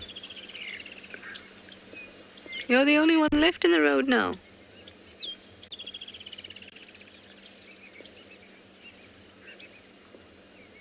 And looking straight at us. There's still some in the grass where the fighting arena was. I'm just seeing flashes of them. Let's watch.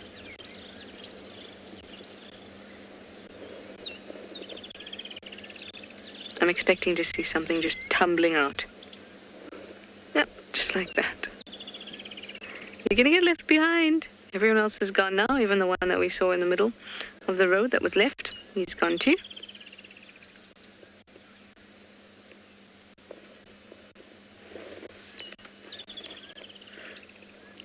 I think that was an excellent mongoose sighting. I was very happy with that. We can now move on, hopefully find some more birds. That would be great, don't you think? Oh, and thank you, Water Thickney. You were also fabulous.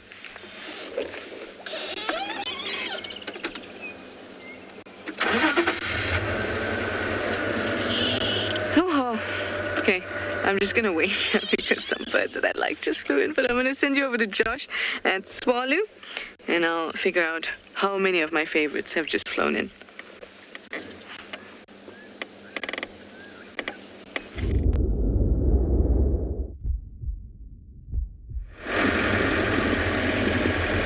Well, folks, you find us bumbling around the south-western corner of the Khaaba, still in search of our friends, the lions, but just no cigar at the moment. We're just not winning with tracks, but we're gonna try something a little bit different now. We're gonna do something little different. I think everybody can agree that one of the things we're all doing at the moment is washing our hands a lot. So the plant you see next to me with this lovely flower is a wild sesame. Now, what you can do with it is take the leaves, you boil them up, just crush them a little bit, you get a bit of a slippery substance in your hands. We're going to take a bowl of water here. We're just going to add a little bit of water to this concoction. Oh, the extra hands. I'm just going to put that lovely little bit of leaves, bit of water, and crush them a bit more. And you'll end up with a very slippery, almost sludge. And it's a substance called sappermin. And what I've done effectively is using one of two plants we can do it with on Tswalu is wash my hands. So the Kalahari is famous for having had a large amount of bushmen in the area. We've got petroglyphs here on Tswalu. And I do wonder if this isn't one of the herbs that they would have used. Now, their knowledge of nature was so much more than what I think we know on a lot of ways. Our scientific knowledge in that, and we've advanced so far, but still we're discovering new ways we can use plants. So the fact that in this time of chaos and that in our world, that you can grab something as simple as a few leaves, add some water, and effectively clean and disinfect your hands is rather cool, I think. So what we're going to do is carry on bumbling and see what else we find. But now that I've got clean hands, it's just that much better. All right. There you can see a nice view of our wild sesame.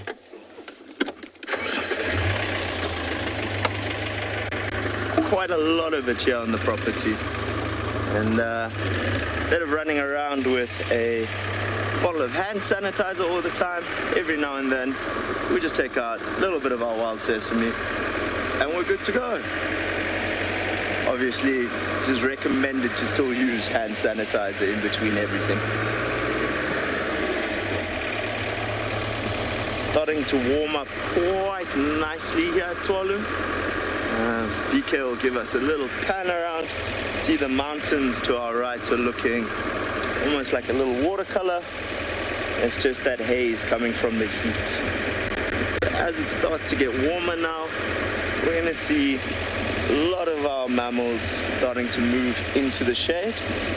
Although not true desert, a semi-arid area is definitely still governed to a large part by desert behavior, so very active in the early mornings and then quite late in the afternoons into the early evening. And as you can see, we've had good rain, grass is nice and tall. One can imagine that with the coloration around us, it's very easy to drive past something like a lion lying down in this long grass. So grass is a little bit of a mix between your giant 3-horn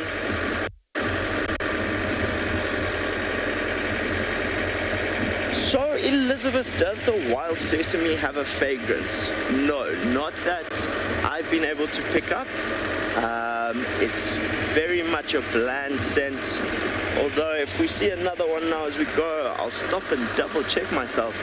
But the substance it secretes in that, and when I wash my hands, most definitely has no smell whatsoever. It's just a very thin, very oily, slippery substance.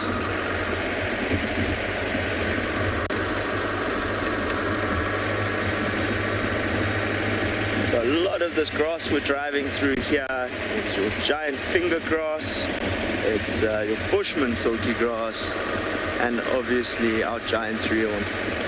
Colors are starting to change now. It's getting a little bit chillier in the mornings. So we're going from that deep, deep green to a slightly lighter yellow. We're getting these lovely fields. So sunrise is quite a beautiful image when you get all the inflorescence.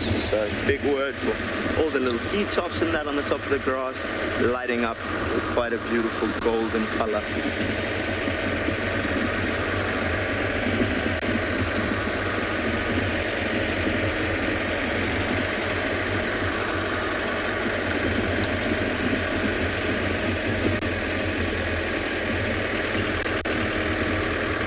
So, Jeffrey, do I know a lot about medicinal plants? It's definitely a huge interest of mine. I think to say I know a lot might be an exaggeration, but I definitely know quite a few in different areas. I've been lucky enough to guide in different areas and have learned a lot about them. The traditional uses of different plants and the medicinal uses is something that I've always found very interesting. So similar to how some of our guides have a passion for birds, like Kyle, I share mine more with one of our previous guides, Deirdre, who loves wildflowers and the more medicinal stuff. So yes, I'd say I know a fair amount, but I'd hesitate to say a lot. There's always someone who knows a lot more than you in this world.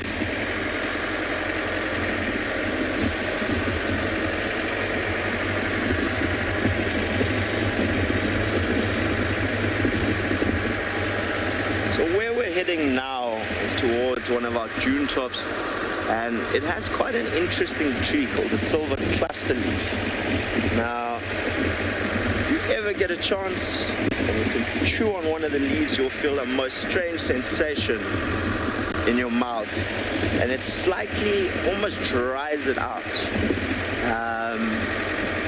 And this can also be caused by a plant down in the low veld around Tswalu and them called a common corkwood, and it almost feels like it paralyzes partially your salivary glands, and you get that feeling of almost sand in your mouth, very dry. So it's quite an interesting tree. It has a lot of uses, but the one I've always enjoyed is the fact that the leaves have a very blue tinge, almost like a silvery tinge. And in the old days, some of your tribal peoples would have taken these leaves and put them on wet clay pots. Now, those pots would have then been baked while still wet and covered in these leaves. And what they land up with is this almost silvery blue gloss. And you start to realize how people had an understanding to use many different things far beyond the technology of their times. But as we carry on with our bumble, we're going to be sending you across to Trisha Djuma.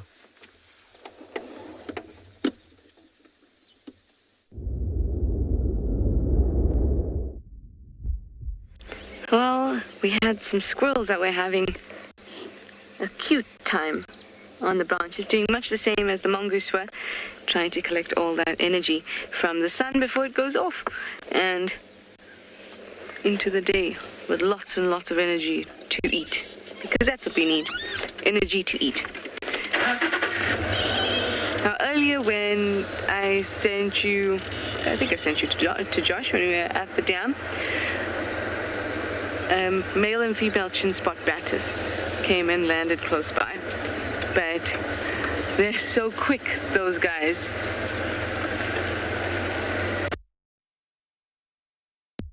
Then it would fly away. Every time I said chin spot batters, it would fly away. But they're very quick. So hopefully we'll see another one, or we'll see more birds, because I'm really enjoying birding this morning.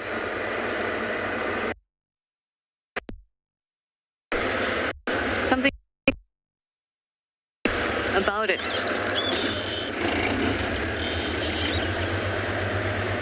Or kind of, natural. Sometimes when we go out and we say, I'm going to do this, I'm going to concentrate on birds, or I'm going to go to the den, and we kind of set ourselves up in that way. Or there's like pressure and disappointment, but when you just kind of ease into it and you don't expect anything, and all of a sudden it's a nice birding morning, it's really, really rewarding. So I'm going to keep on going in that vein and just see what else the bush has to offer.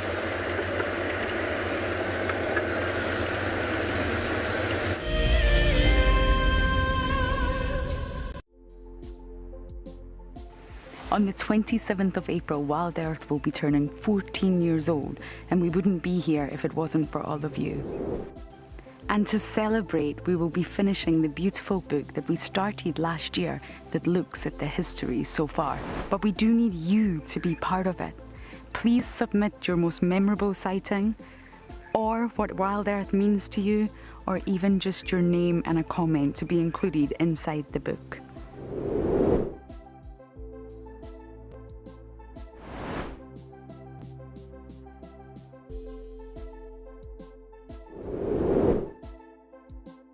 Head over to the website to add your name and reserve your copy.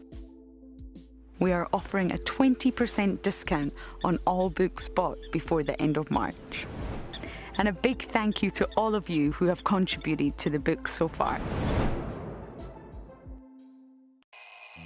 Our lives are dictated by alarm clocks, traffic jams, constant multitasking, and countless distractions. The wilderness is where many of us feel the most human. On a bushwalk, we become part of the natural landscape. As you step off the vehicle, everything comes alive.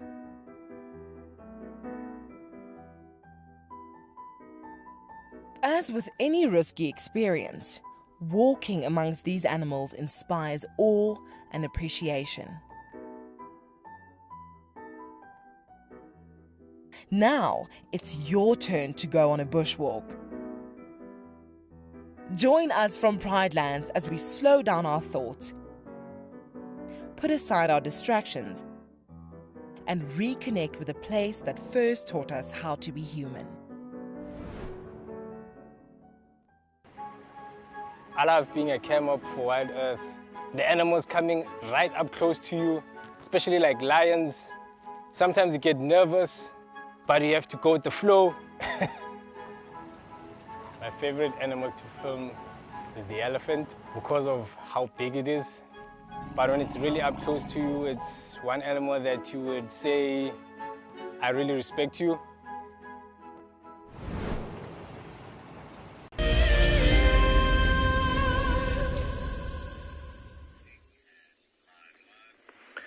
Welcome back to Ambient Pinder. Craig and I have been driving around through some of the less explored parts of the reserve, and we've come to this area of relatively open grassland looking for some white rhinos.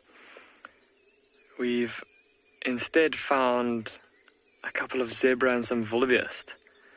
See a mother and her foal over there, and then a big wildebeest bull lying here on the ground.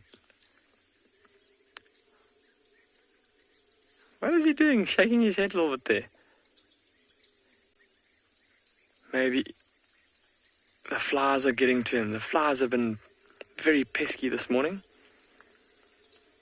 Shame, shaking his head, trying to get them away from his face, from his ears, his eyes, his nostrils.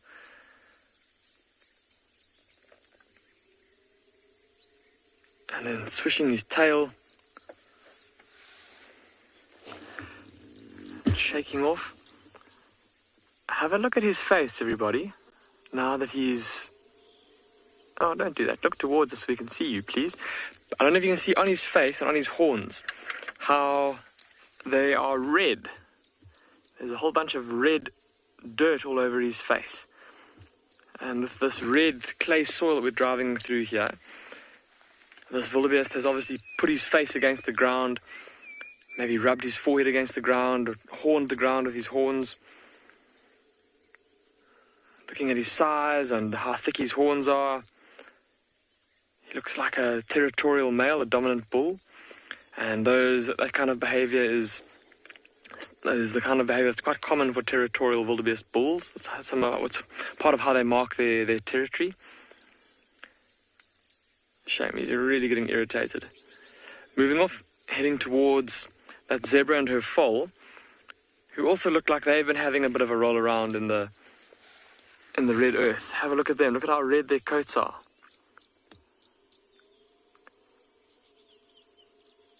Shame, that foal is covered in mud.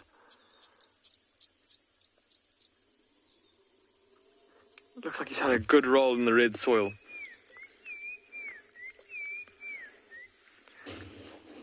And looking at the wildebeest. Not quite sure how to react. But interesting now that both of them are standing like that. And when we got here, I initially didn't see that little zebra foal because it was standing on the other side of its mother. Have a look now with them standing so beautifully like that. Look at how long that zebra foal's legs are in relation to its body. Its belly is basically the same height off of the ground as its mother's. And so consequently, when it stands on the other side of its mum, it would be very easy to miss it, to not notice it. And there's a theory that suggests that that is a defensive mechanism that the zebra and many other antelope, or many antelope species like wildebeest, impala, that they'll use in terms of keeping their little ones safe in the herd. Because of course if a predator comes in and it's scanning a herd of zebra, scanning a herd of wildebeest looking for an easier target, of course a youngster will typically be the one that gets singled out. But it'll be much harder for that predator to notice the youngster if it's well, of course, with those very long legs and its belly being the same height as its mother's. It won't stick out. It won't be visible in between the legs of the rest of the herd. Also, of course, those long legs give them a bit of an advantage in terms of their ability to run, keep up with the rest of the herd. There you go, look at that wildebeest now going over to that bush over there, to the left of the zebra. And again, wiping his face against the twigs there. And it's quite tough to see. I'm using my binoculars. I can just see, it looks like he's almost rubbing his forehead or his nose against those twigs. And I don't know if any of you have seen before, noticed before on a wildebeest, in front of their eyes, they've got these big bulbs or these big round glands in front of their eyes. And they produce a bit of a secretion that they'll use to mark their territory. So a bit more territorial behavior going on here. Obviously letting other wildebeest know that this patch is taken. There's a much smaller wildebeest bull now approaching from the right, moving into shot. Looks like a bit of a younger bull. And he'll be tolerated in this older bull's territory as long as he doesn't try to scent mark and as long as he doesn't try to mate with any of the females that come into his territory when breeding season starts. If he does try that, it will elicit some trouble. But it looks like the little foal, I've just realized now, the foal has for the first time shown us the left side of its body. And it's nowhere near as muddy on this side as it is on the other side. So it must have been just lying down as opposed to rolling. Lying down on its right-hand side, maybe getting a bit of a rest last night.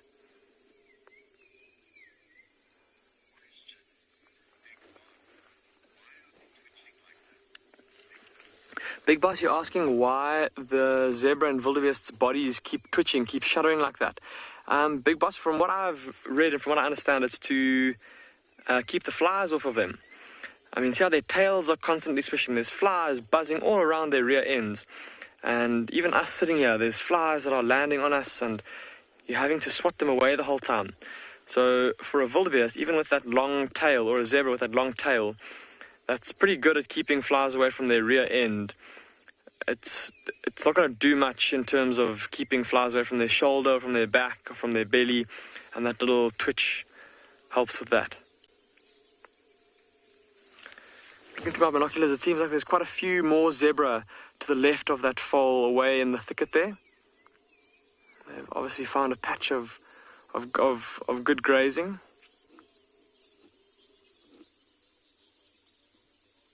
I was going to say, quite unusual for just a mother and her foal to be out here by themselves. But yeah, that's obviously not the case. There are more zebra through the bush there. Look at that foal trying to suckle.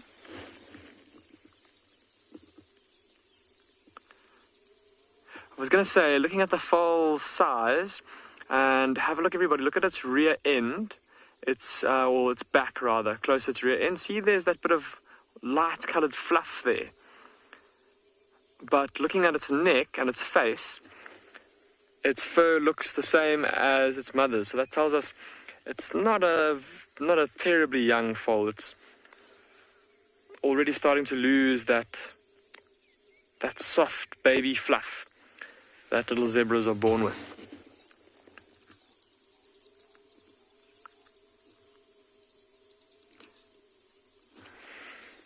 The wildebeest standing in the front there looking at us.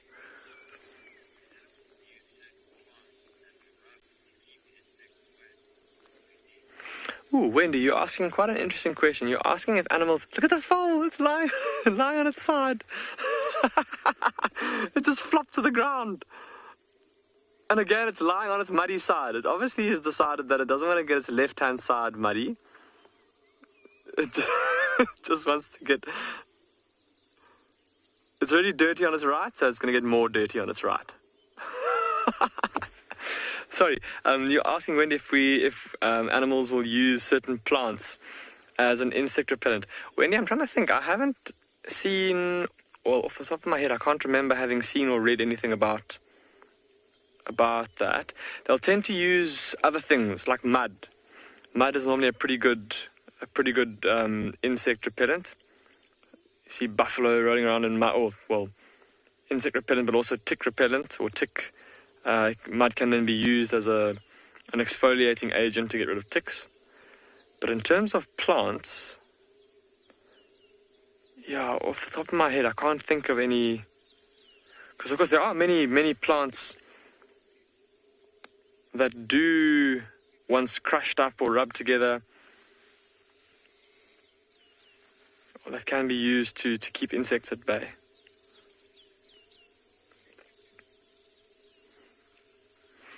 Many insect repellents that you can buy in the grocery store or at the pharmacy that are based or that use, for example, like eucalyptus oil. I remember when I lived in the south of the United States, down in Louisiana, and we used to go out into the swamps to do research or to go fishing. And in summertime, my goodness, the insects were pretty hectic. Mosquitoes and different kinds of biting flies and these tiny little, I forget what they were called, but these tiny little flies that would kind of swarm all over your arms and legs and bite you, and you wouldn't even realize they were biting you until the next day you were covered in these little itchy bumps.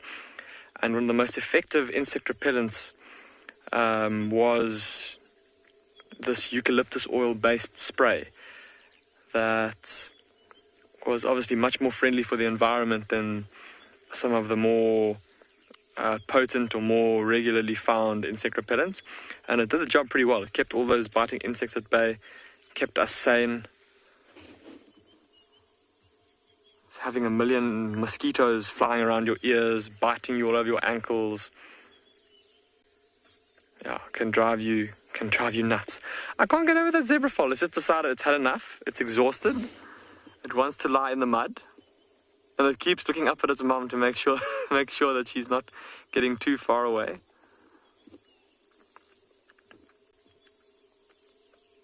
Look at the wildebeest also. He's turned his head back, closed his eyes, fast asleep.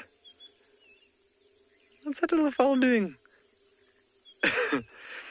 It's just seen another zebra that's just approached from the left. Are you going to investigate it? Bit of nuzzling there between the two. Ooh, have a look at this adult zebra that's just arrived, everybody. Look just behind its shoulder. I don't know if you guys can see, there's a little spot where the stripes are warped. It's quite tough to see, just behind the shoulder. The stripes don't quite merge properly, or they don't quite merge naturally. It's almost like it's got a scar, an old scar there that's healed up. If it is a scar, it's very old. But maybe where often we see this kind of thing, or that kind of pattern on a zebra that has been, or that has survived an attack by lions. Often if lions try to jump onto a zebra, of course they protract their claws and they latch onto the zebra, and the zebra will then buck and try and throw them off. And those claws are so terribly sharp that they'll slice open that zebra's hide in the process. And we often see zebra with massive wounds either on their rumps, on their backs or their shoulders from where they've managed to escape from a lion attack. And I wonder if this is one of those individuals that has managed to escape. incredible to watch the healing power that animals have, or the ability to recover that animals have with very severe wounds that would, in a human, necessitate stitches or going to hospital, definitely need antibiotics. But yet animals can just get through that without any of that. Okay, I think Craig and I are going to leave the zebra and wildebeest to continue with their rest, and we're going to continue seeing if we can try and find a white rhino. Let's go across to Trish at Juma.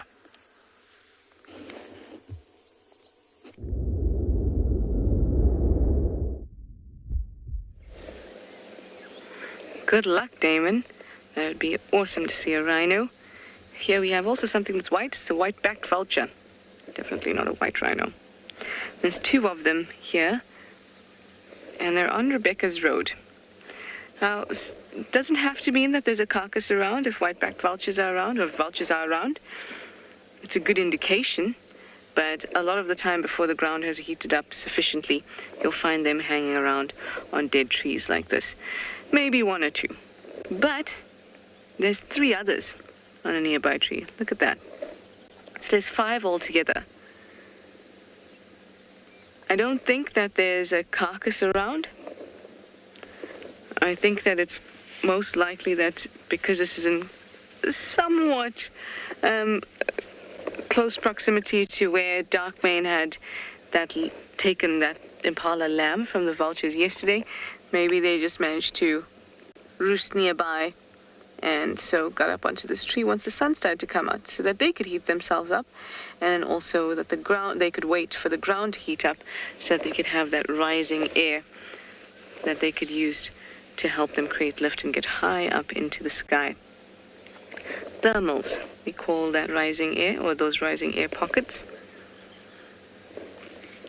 Being a heavy bird, about 5 kgs, 5.5 kgs, they definitely need help to create a good amount of lift. And a dead tree, even though it looks so ominous, a vulture sitting on a dead tree, and they almost always do, but it's because they're so large that they need space once they actually take off from the tree. And they have like a massive wingspan. It's about 2 meters, just over. So they need all that space in order to take off properly. And a dead tree works well. Unfortunately, it doesn't work well for their reputation. But I myself, I love vultures. They have some incredible abilities, unbelievable eyesight.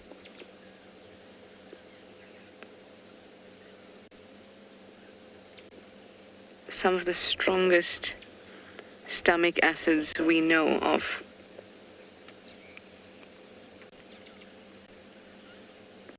Lisa, you'd like to know, other than carcasses, do vultures eat anything else? No, vultures are predators, so they're not going to eat anything else.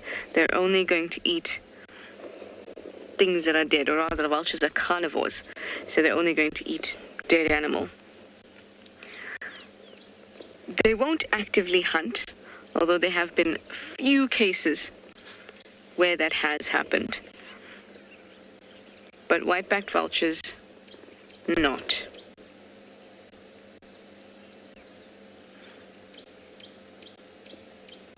They are the ultimate scavenger, really.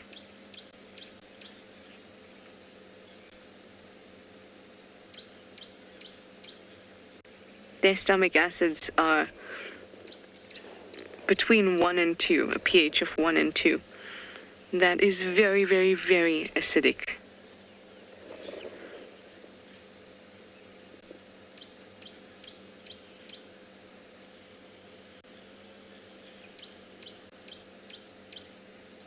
And they do a lot of cleaning up in the environment because a lot of the diseases, things like anthrax, those can't survive in the stomachs of vultures, but it can persist in the stomachs of other animals. So if a vulture comes down to a carcass that's been, in which anthrax is thriving, can actually eat that carcass and then prevent the spread of the anthrax bacterium to any others.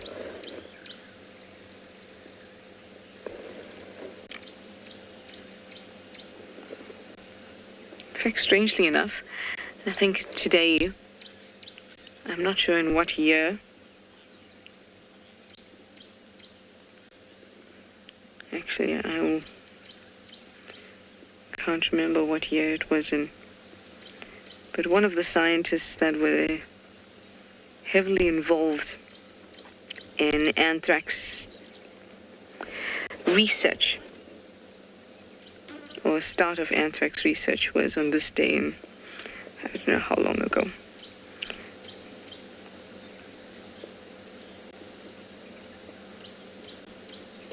Louis Pasteur, 1877, he started his work on anthrax. Strange that I read that today and we happened to talk about anthrax. Lucy had a question about how many vultures do we actually have? Quite a few, actually. So the ones that we would have seen together, the white-backed vulture. We've seen a white-headed vulture here on Djuma as well. So that's 2. There's the Ruppel's vulture. There's also lappet-faced vulture that we've seen. Hooded vulture that we've seen. Cape vulture that we don't see. There might have been one time that we were seen on drive. Looks very similar to the white-backed vulture, but the color of the eye is different. And then there's the bearded vulture, the Egyptian vulture, and the palm nut vulture. So that's 9 vultures. That's a good amount.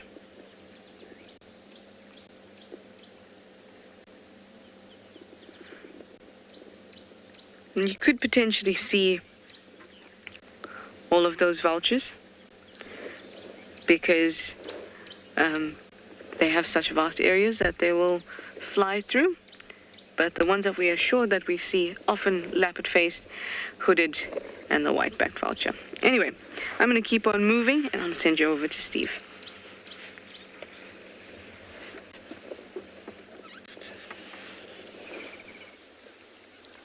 Welcome to Chitwa, everybody. We were at the dam for a moment, but it just got too hot sitting there, so we've now found ourselves a comfortable bit of shade. And we were watching 2 impala rams that were about to have a go at each other, and they've now both got pretty camera shy. We're out in the open area, just south of Chitwa watering hole. There we go, they're checking each other out again.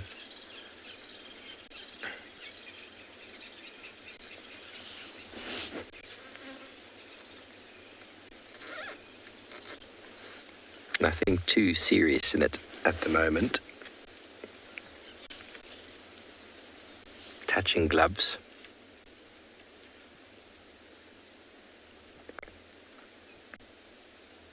Working out a little bit of low-angled game.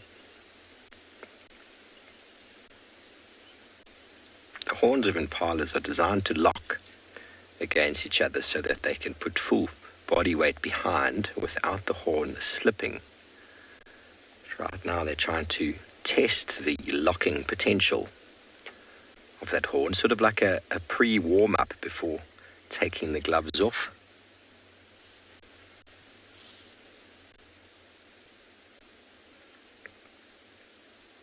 We already saw competition becoming quite heightened at Pridelands, and we haven't really seen much here yet.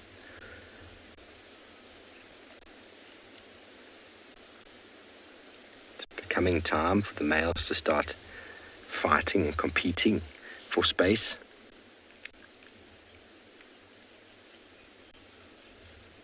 Douglas, they can, and they do sometimes, but essentially an individual whose horn gets broken is showing a weakness of some sort, possibly even a deformity of some sort, and it means he's not going to be able to compete, which basically means he's out of the fight. If you aren't able to compete with the big, strong males, you aren't going to be able to mate, and essentially that weakness or the genetic deformity, whatever it might be, is then lost. One of the issues we have in small reserves is inbreeding, and in individuals who aren't 100% genetically fit being able to breed again, and then that genetic trait gets passed on.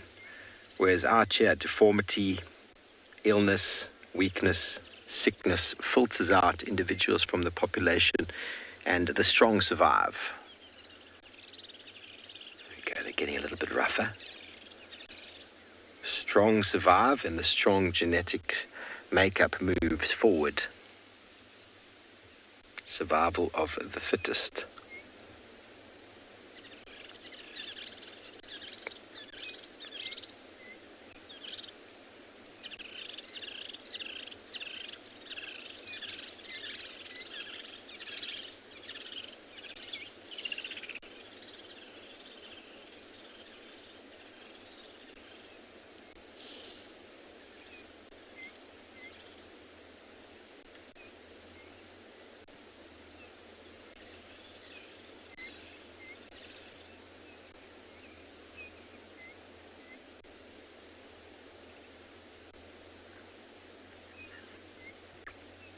These look like two evenly matched rams, but I wouldn't say necessarily at the peak of their reproductive state.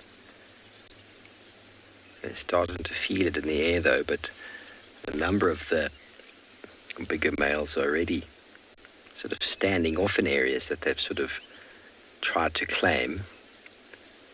But as soon as the females start coming to estrus, that competitive edge is going to grow and increase.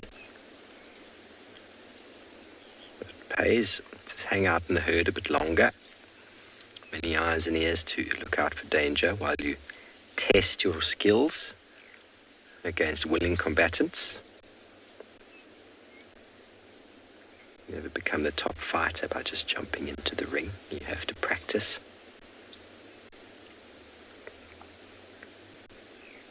And soft practice is often very important to get those necessary sort of skills down.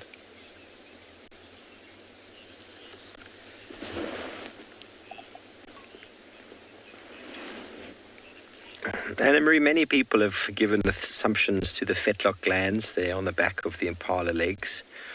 They call them a gland, which means that when the impala does their stotting or their high rocking horse gait run, apparently it gives off some sort of pheromone or chemical that has been said to attract or help the impalas to follow each other without sight.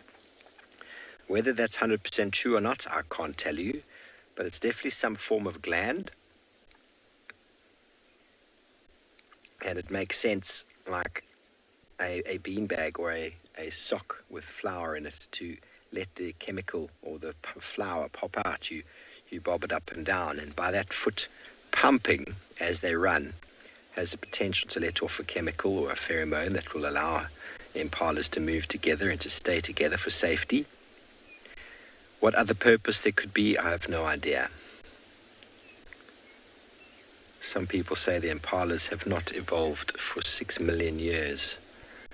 So it's a very long time to have maintained the same sort of reproductive and social standings in everything they do. So the gland might also be from a time before.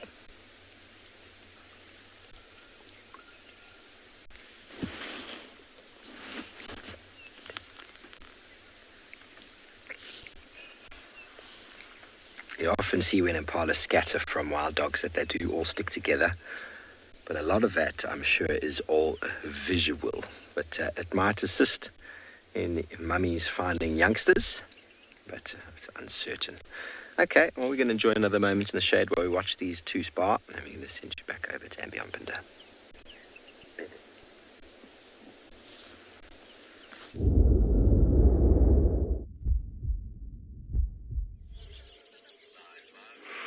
Welcome back to Ambion Pinder. Craig and I are still on our search for some white rhinos, but no luck just yet. We have been driving through these open grasslands, and we found this massive flock of barn swallows that are perched up on this little dead tree. And just have a listen to them. I'm going to keep quiet for a second, see if you can hear them twittering and chirring.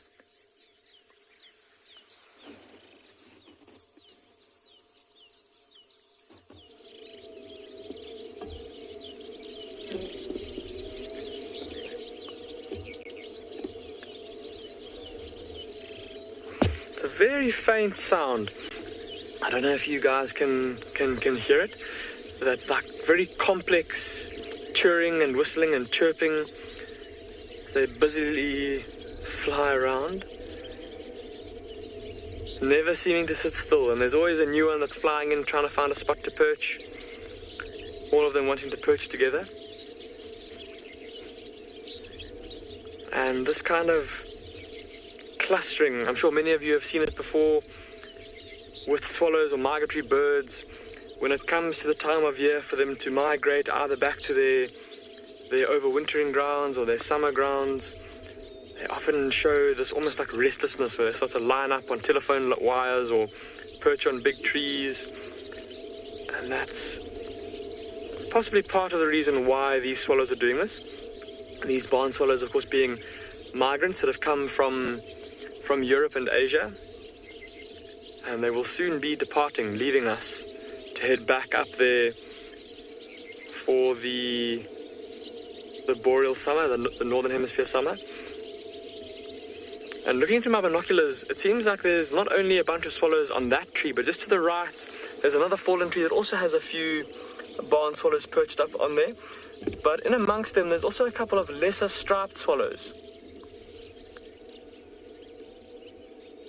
And just with their position, where they are now, you go now that Craig has zoomed out a bit. See how it's not terribly open, but it's tough to see. We're in a bit of a clearing with some thickets on the other side of the valley there.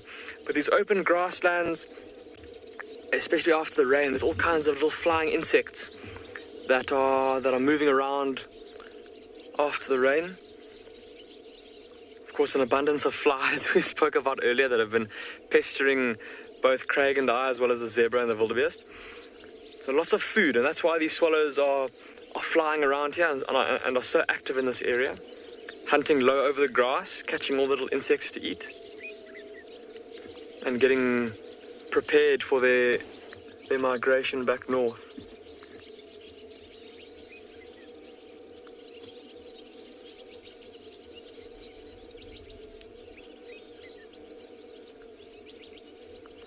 And again, looking through my binoculars, looking into that flock, looks like there's lots of adults, but also lots of sub-adults that still haven't got their full adult plumage just yet.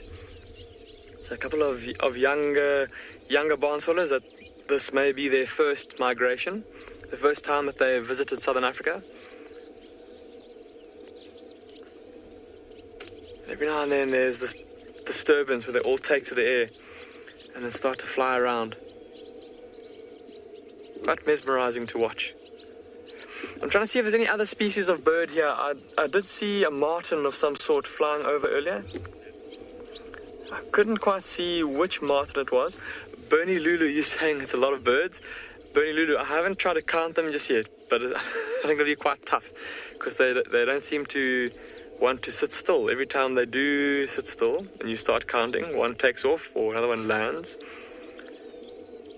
But this is something we're going to see more and more of, and well, something we have been seeing more and more of in the last few weeks. Birds like these barn swallows starting to gather like this, European bee-eaters also in their flocks, also gathering and preparing to head back north. The European rollers, the redback shrikes. The common buzzards already have been conspicuous by their absence here at Ambiampinda. They seem to have already started to move out and begin their migration back north.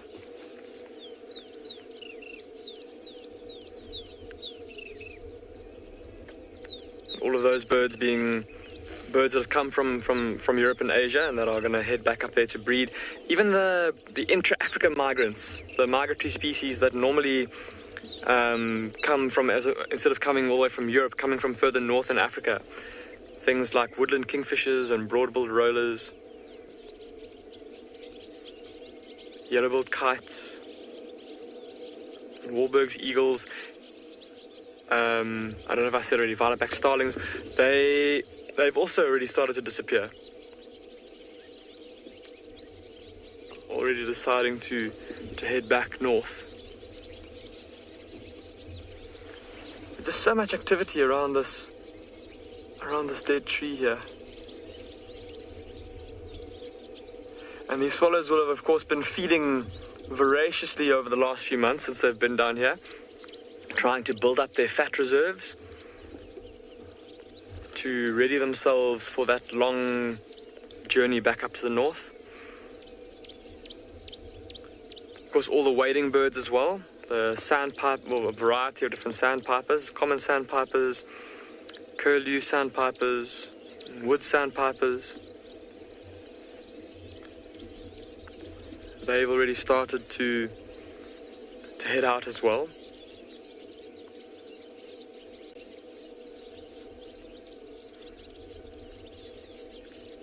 That's one of my favorite things about summer down here in the bush, is the abundance of migratory birds. Lisa, you're asking if flocking together gives them protection? Lisa, it most definitely does.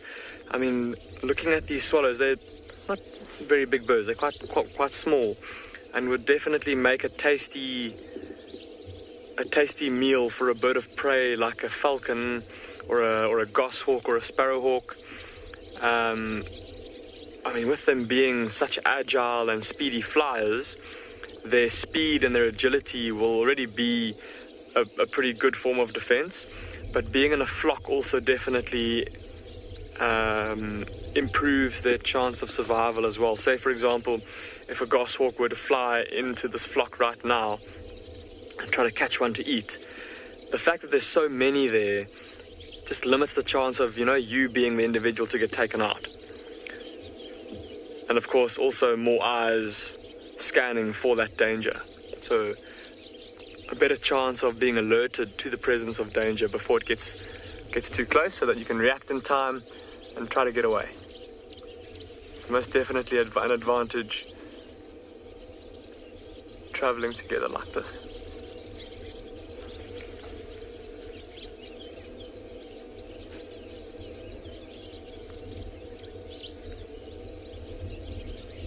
Sure. And it's such a lovely morning. It's not too hot. It's nice and cool after the rain. I can feel though the humidity starting to increase. And I think by the time it gets to midday, it's not going to be too hot, but probably be pretty humid. I don't know if you can see out in the distance there beyond the barn swallows. There's some massive clouds that are rolling in. There is a forecast, well, it is forecast to rain again a bit later today, but the weather forecast here can be particularly unreliable just because of our position, our geographic location, with the Indian Ocean so close to us and the moisture-laden air coming off of the warmer Gallus Current, and then the mountains behind us also creating their own weather. Very often we kind of sit in between the two and don't get much rain. So it'll be interesting to see if those clouds do bring with them any more rainfall. I think Craig and I are going to leave these swallows. We're going to carry on and see if we can't find some fresh evidence of some white rhinos.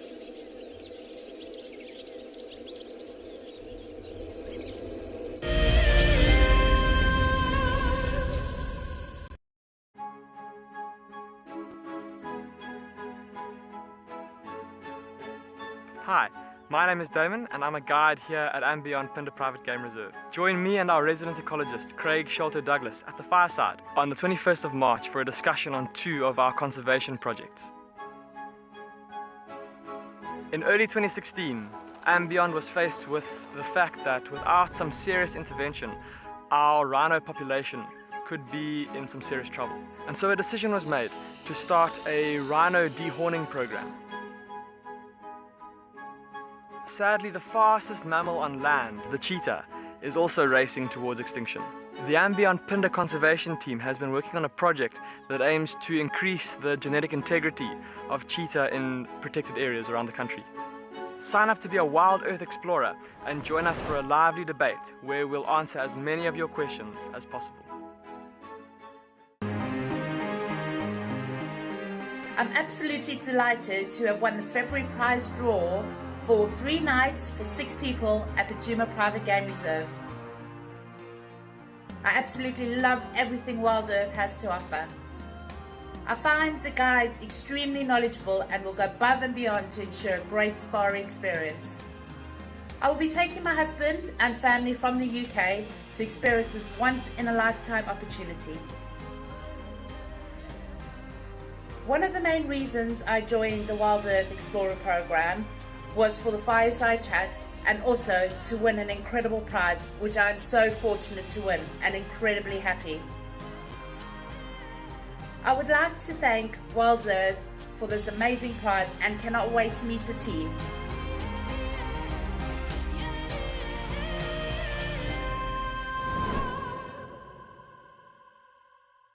My name is Lauren and I'm currently working in Djuma Private Game Reserve here in South Africa.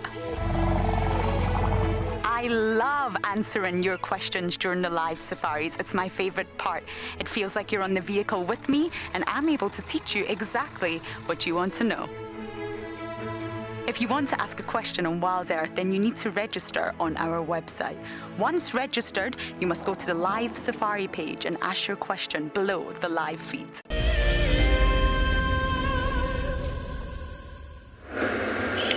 I am still looking for some birds. We're out here in quarantine because I wanted to find a bee eater. And very often I see them on quarantine. I thought that would be a nice one for our list today. I think our list is very colorful, the birds that we've seen today. So I wanted to add even more color by finding some bee eaters. So we're going to stop off somewhere here and just watch for a little while. But I must say it looks very quiet.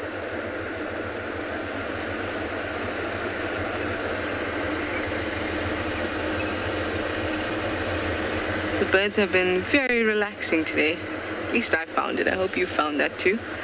It feels like a very peaceful Sunday morning.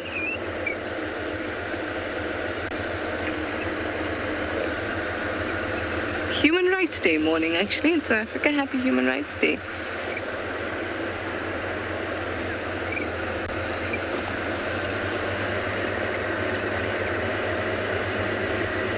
Let's tuck in here. I could hear a black-headed oriole, but I cannot see it. Let's look off here.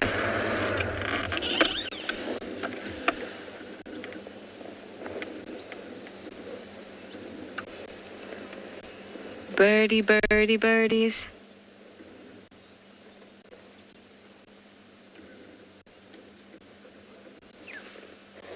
There's the black-headed oriole.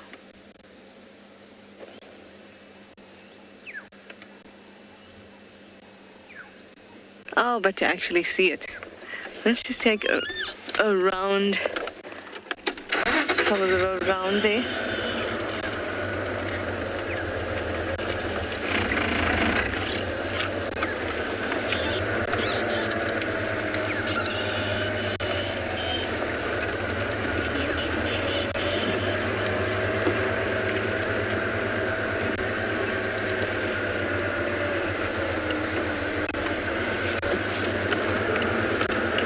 Pete, you'd like to know where do bee eaters nest? Well, actually, one of my favorite bits about bee eaters are their nests. Let's just tuck in here quickly. Let's just pan off this way. Have a quick look here, as it's in that direction. So the carmine bee eater, which is actually my favorite bee eater, but it's one that we don't get to see very often. That one nests in sort of cavities not in an able. They nest in cavities in a wall of like a sandbank. That one I really, really, really love.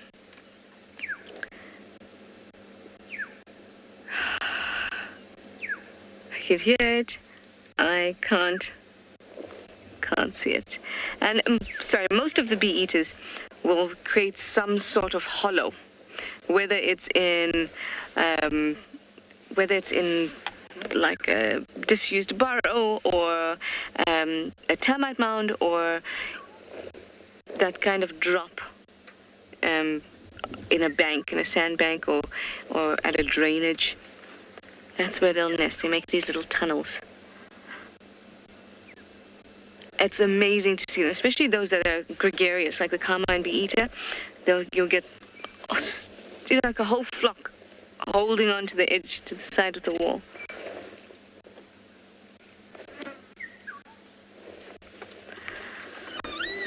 We're gonna find it, guys. We're gonna find it. It's calling beautifully for us.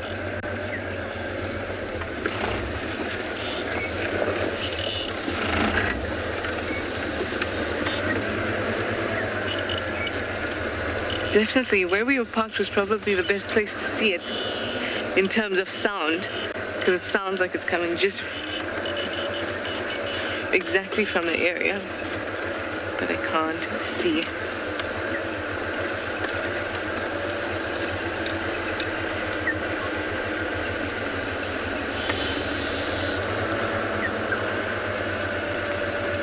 We're getting warmer.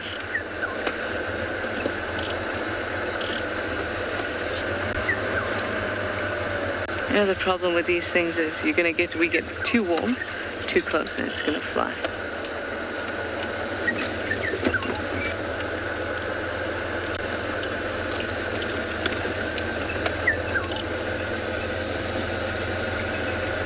It is so close. Oh, we see it, we see it, we see it. There it is. Michael, you'd like to know if I'm also an avid birder with a list? I mean, I wouldn't call myself particularly a birder. It's not something that I focus on especially, because I love all things. That's my problem. It's actually been my problem for even the extent of my scientific careers. I could never specialize. It was just never, I just liked too many things. Except I did end up specializing, but the thing is, it was not because I particularly liked one thing over another. Listen to it. Finally gotten it on camera. But Michael, I do have a bird list. I haven't updated it in probably a year now. I try to keep the one on the app, keep it ticked off. But we see so many birds. I just don't end up keeping good lists, or my admin is not great when it comes to those things. But I do love birding. I think I just like to actually see the birds experience. It doesn't matter too much to me about the list. But it is super cool if you do have a list and you're able to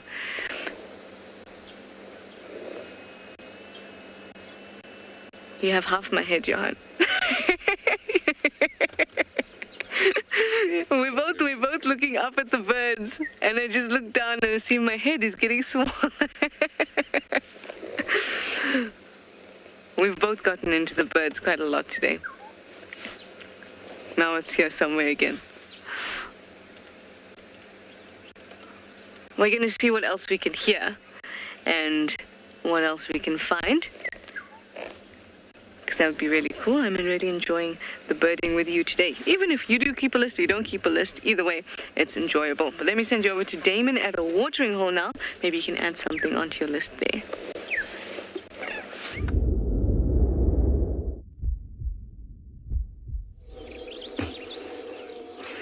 Welcome back to Ambion Pinda.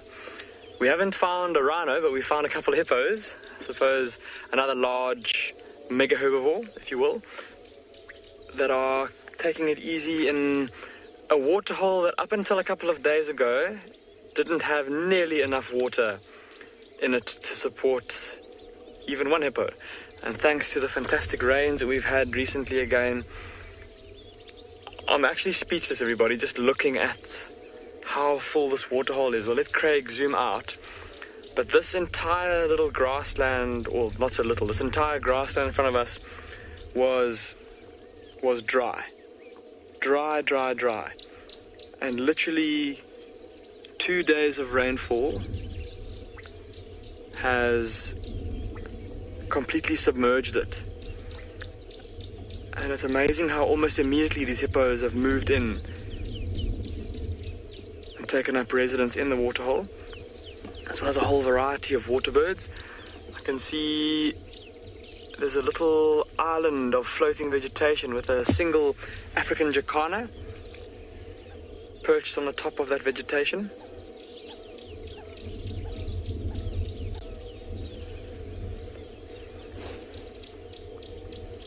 I'm scanning the grass very carefully with my binoculars, because often when an area of grassland like this gets suddenly flooded, it can be a magnet for all kinds of unusual little water birds.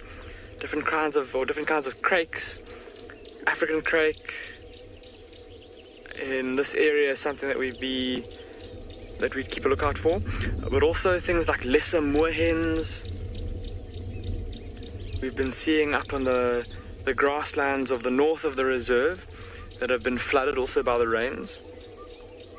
Maybe even something like a dwarf bittern, a small heron-like bird. For the time being though, just the jacana. I'm going to keep scanning with my binoculars to see if we can't maybe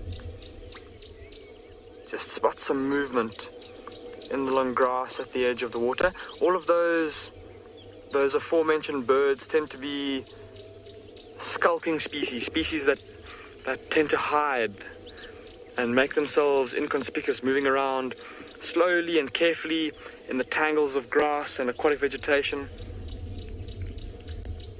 So I'm going to keep a careful lookout. But it's unbelievable, everyone, just to see this.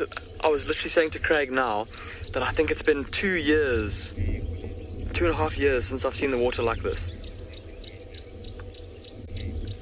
Kay Williamson, you're asking if crocodiles would make their way here. Kay Williamson, absolutely. Although for a big crocodile that needs to feed on bigger prey, things like impalas or warthogs or nyala, this waterhole might not be the best place for that. Just because imagine, with such a big body of water, the odds of setting an ambush and then setting it in the right place are going to be pretty low. Whereas if the water is... Sorry, the hippo just came up there, gave me a fright. Oh, it didn't give me a fright, just I hadn't seen it up until now. Sorry, Kay Williamson. So for a crocodile to catch a bigger animal, it generally wants to set an ambush in a place where there's a really good chance of a herbivore coming to drink at a specific spot, and then that crocodile can then set its ambush there. Here, animals could come from any direction, and there's so many puddles of rainwater lying around that an impala or a warthog could just go and drink there rather than risk it coming down to a big body of water like this. So often we see crocodiles will actually move out of bigger bodies of water, go to smaller bodies of water where it's easier for them to catch their prey. I suppose even for them trying to catch things like catfish. You know, here in this massive body of water now, those catfish could be anywhere and they'll move around freely, whereas in a more confined or in a smaller body of water, that croc will be able to hunt those catfish a bit easier. Well, it'll be easier for the croc to then hunt those catfish. But Kay Williamson, I did see when this waterhole was still a bit well, before we had the big rains, there was, like I said, a little pool, and I was astonished to see that in the pool, as small as it was, there was an enormous crocodile, maybe about 3 meters or 9 feet long, sitting in the water, and it had actually caught a catfish. The waterhole drying up and the water levels receding, the catfish being unable to move away and escape. ideal kind of spot for a crocodile to hunt. It was eating all the catfish that were trapped in that little pool of water. But I don't know if that crocodile is still in here. I mean, it's such a big body of water now, and there's so much flooded vegetation that it could be right here under our noses, and we'd never notice. I'll keep a listen out though for that sound. Often if a crocodile catches a fish or catches something, there's a loud splash. You might hear the jaws snapping shut. Or if it's got a bit of a bigger prey item, you might hear it rolling. If there's other crocodiles feeding on it, they'll be splashing as each croc grabs a piece of the carcass and then does that death roll, that rapid twisting of its body, designed to tear chunks of meat off. Might also hear them if they've caught something kind of medium-sized, like a really big catfish or a small mammal, and they'll then hold it in their mouth, lift their head above the water. If there's no other crocodile to help them break up the carcass, and they'll lift their head out the water and they'll shake their head violently, almost like snapping their neck, and that'll help to break pieces of meat off of the carcass, or break the carcass up so that they can swallow chunks of it.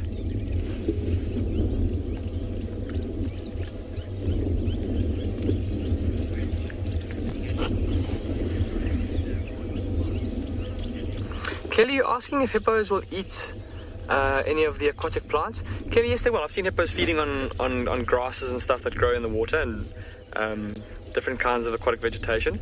They'll obviously choose whatever is most nutritious. A lot of this grass that's growing here is very coarse, and not the best grazing quality, not the best or the most nutritious grass. A lot of it's pretty high in fiber, low in protein.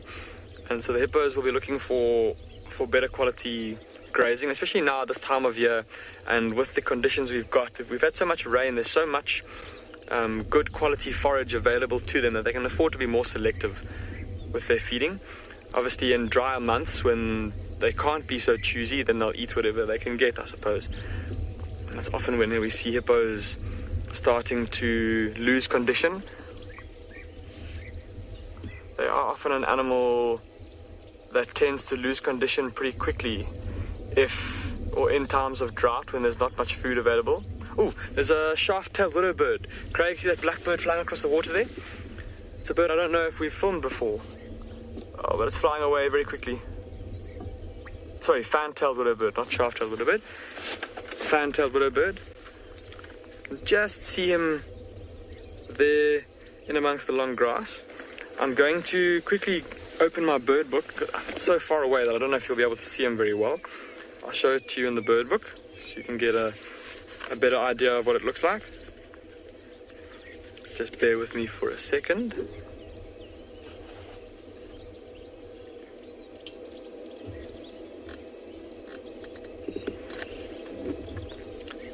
So that very black color, and probably be a bit tough to see from here, but he's got a lovely red shoulder, does the male.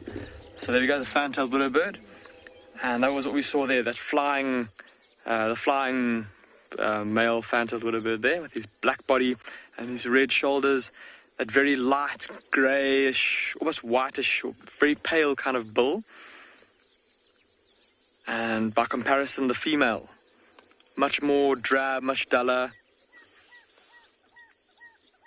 Listen to the jacana calling.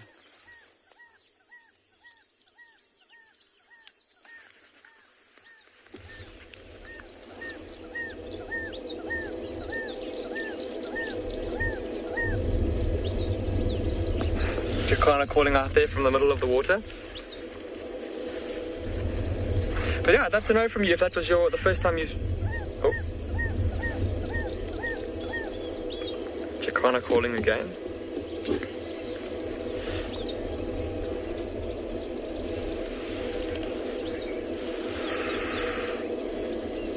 But a lovely scene and a wonderful surprise for me. This is the first time that I've seen this waterhole like this in literally, like I said, more than 2 years. So wonderful to see it so full. Craig and I are going to continue from here. Still looking for any fresh signs of some white rhinos. Let's go back to Trish in the meantime.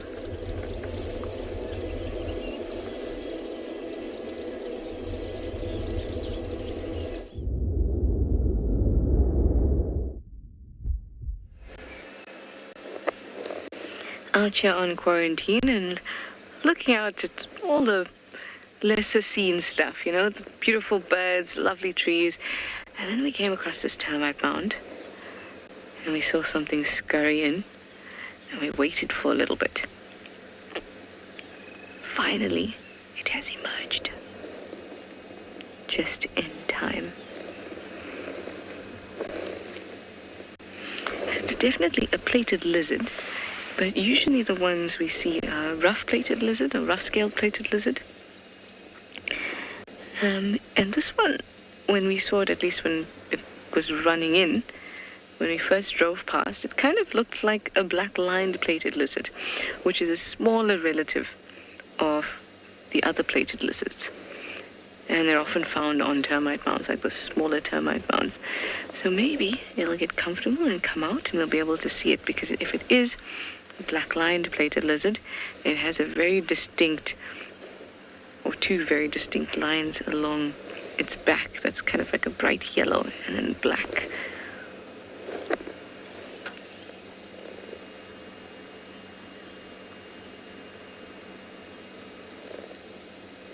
I love finding little creatures in holes like this. It just takes a bit of patience, just wait and watch, and eventually they will emerge, just like the dwarf mongoose. Sometimes we just have to wait. Come on, buddy.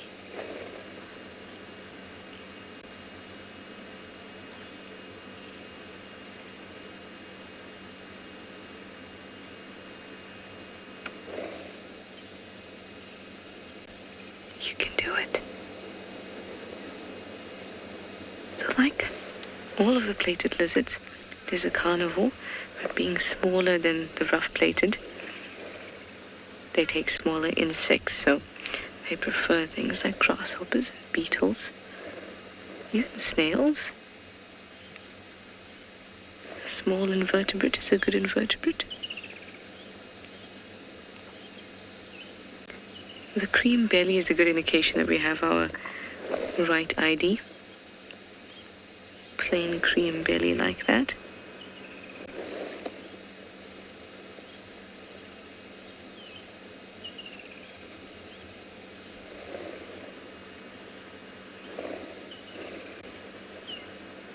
Jerome, you'd like to know if there'd be quite a few of them in the termite mound? No. It's usually just one, and they'll only associate with each other when they need to mate.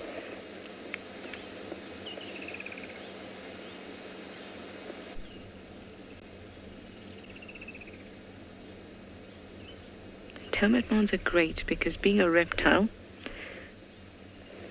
your body temperature is very closely linked to the ambient temperature, and if you have a good ambient temperature and one that can be controlled, doesn't fluctuate too much, then that's best for you and all of your vitals. And we know that termite mounds keep quite a consistent 35 to 37 degrees Celsius. Apart from that, they don't have to come out to get an extra sudding. It's easier to do that. Plus you can collect sunshine both in the morning and in the evening, because a termite mound is a mound, so you can relax and bask on the eastern side in the morning or on the western side in the evening. So it's a really good option for reptiles.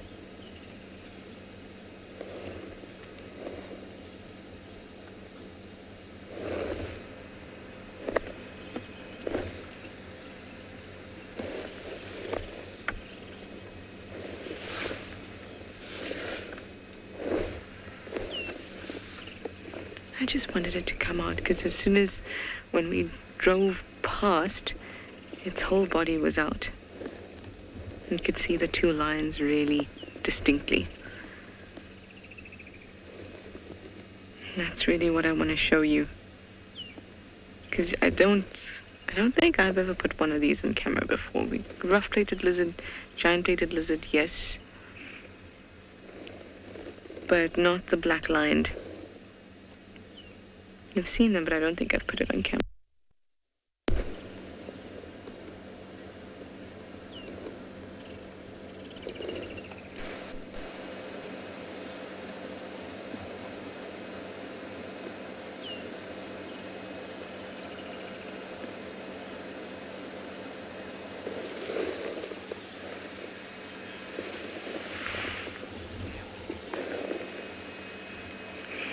Darcy-Ann, you'd like to know if the plated lizard can drop its tail and regenerate it?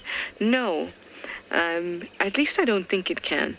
As far as I've read, about them, I haven't seen that anywhere.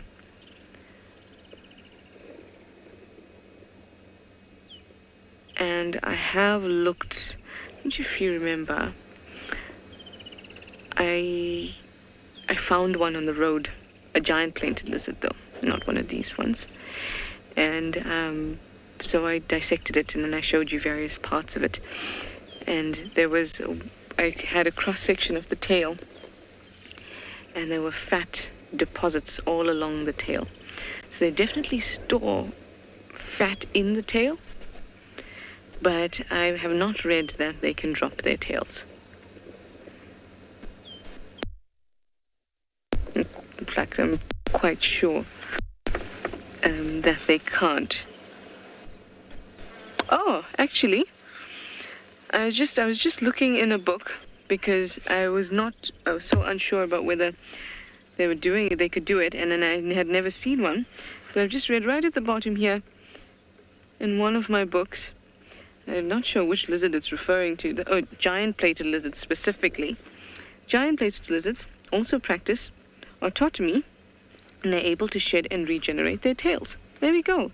So not specific to this lizard, but a giant plated lizard can do that. About this one, not sure exactly. And that's pretty cool. I didn't know they could do that.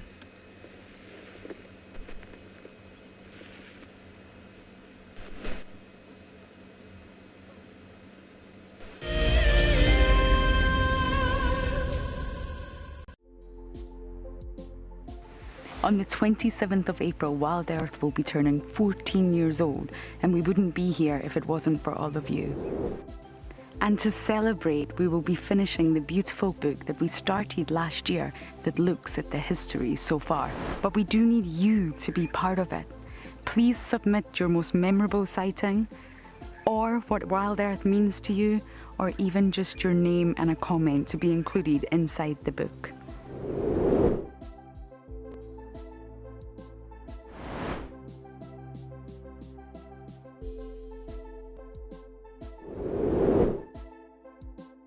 Head over to the website to add your name and reserve your copy.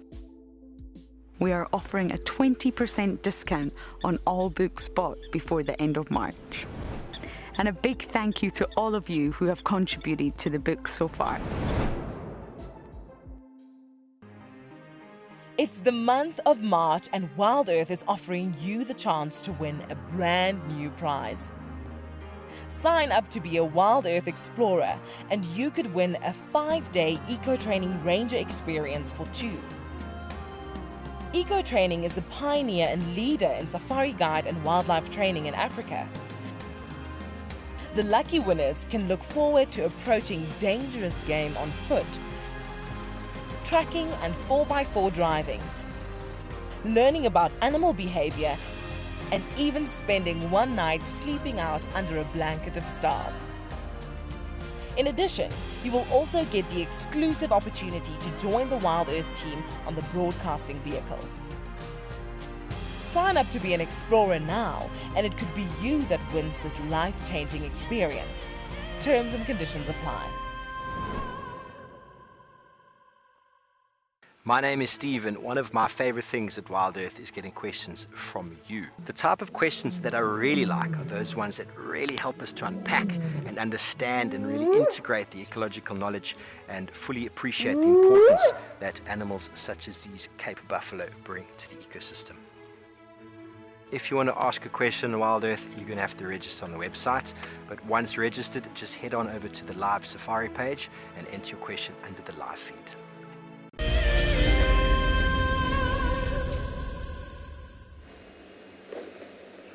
Still no movement here with our black-lined plated lizard. So this black-lined or plated lizards are in the genus Gyrosaurus.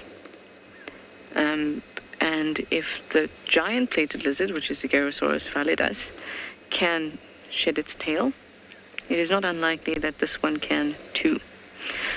I have to just research a little bit more for you there, because in other books and references it doesn't show that it sheds its tail. So before we determine whether it can or can't, maybe I just read a little bit more in other sources, because one book says it can, the other book doesn't mention it at all.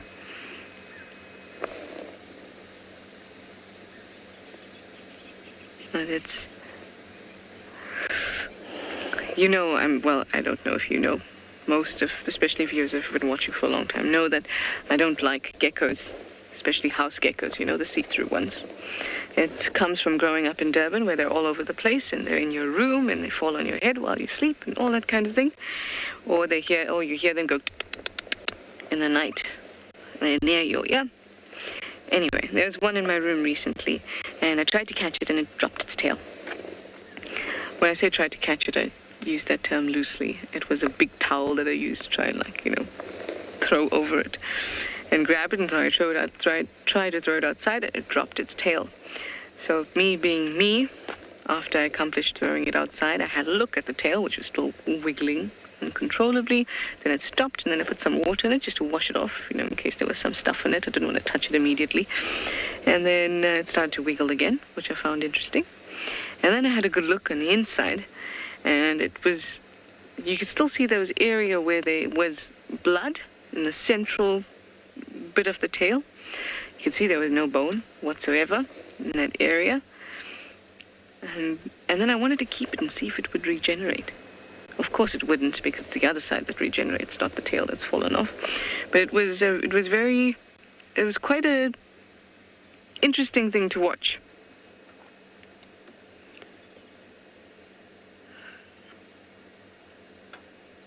I'm always interested when I can learn something firsthand.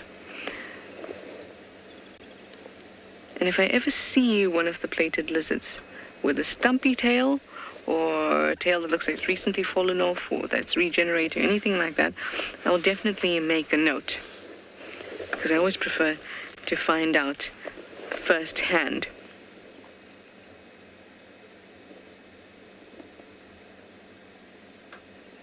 Awesome stuff. Well, this evening, or this afternoon, when it's for sunset safari, I'll tell you what else I've learned about whether it can engage in autotomy and whether it can regenerate.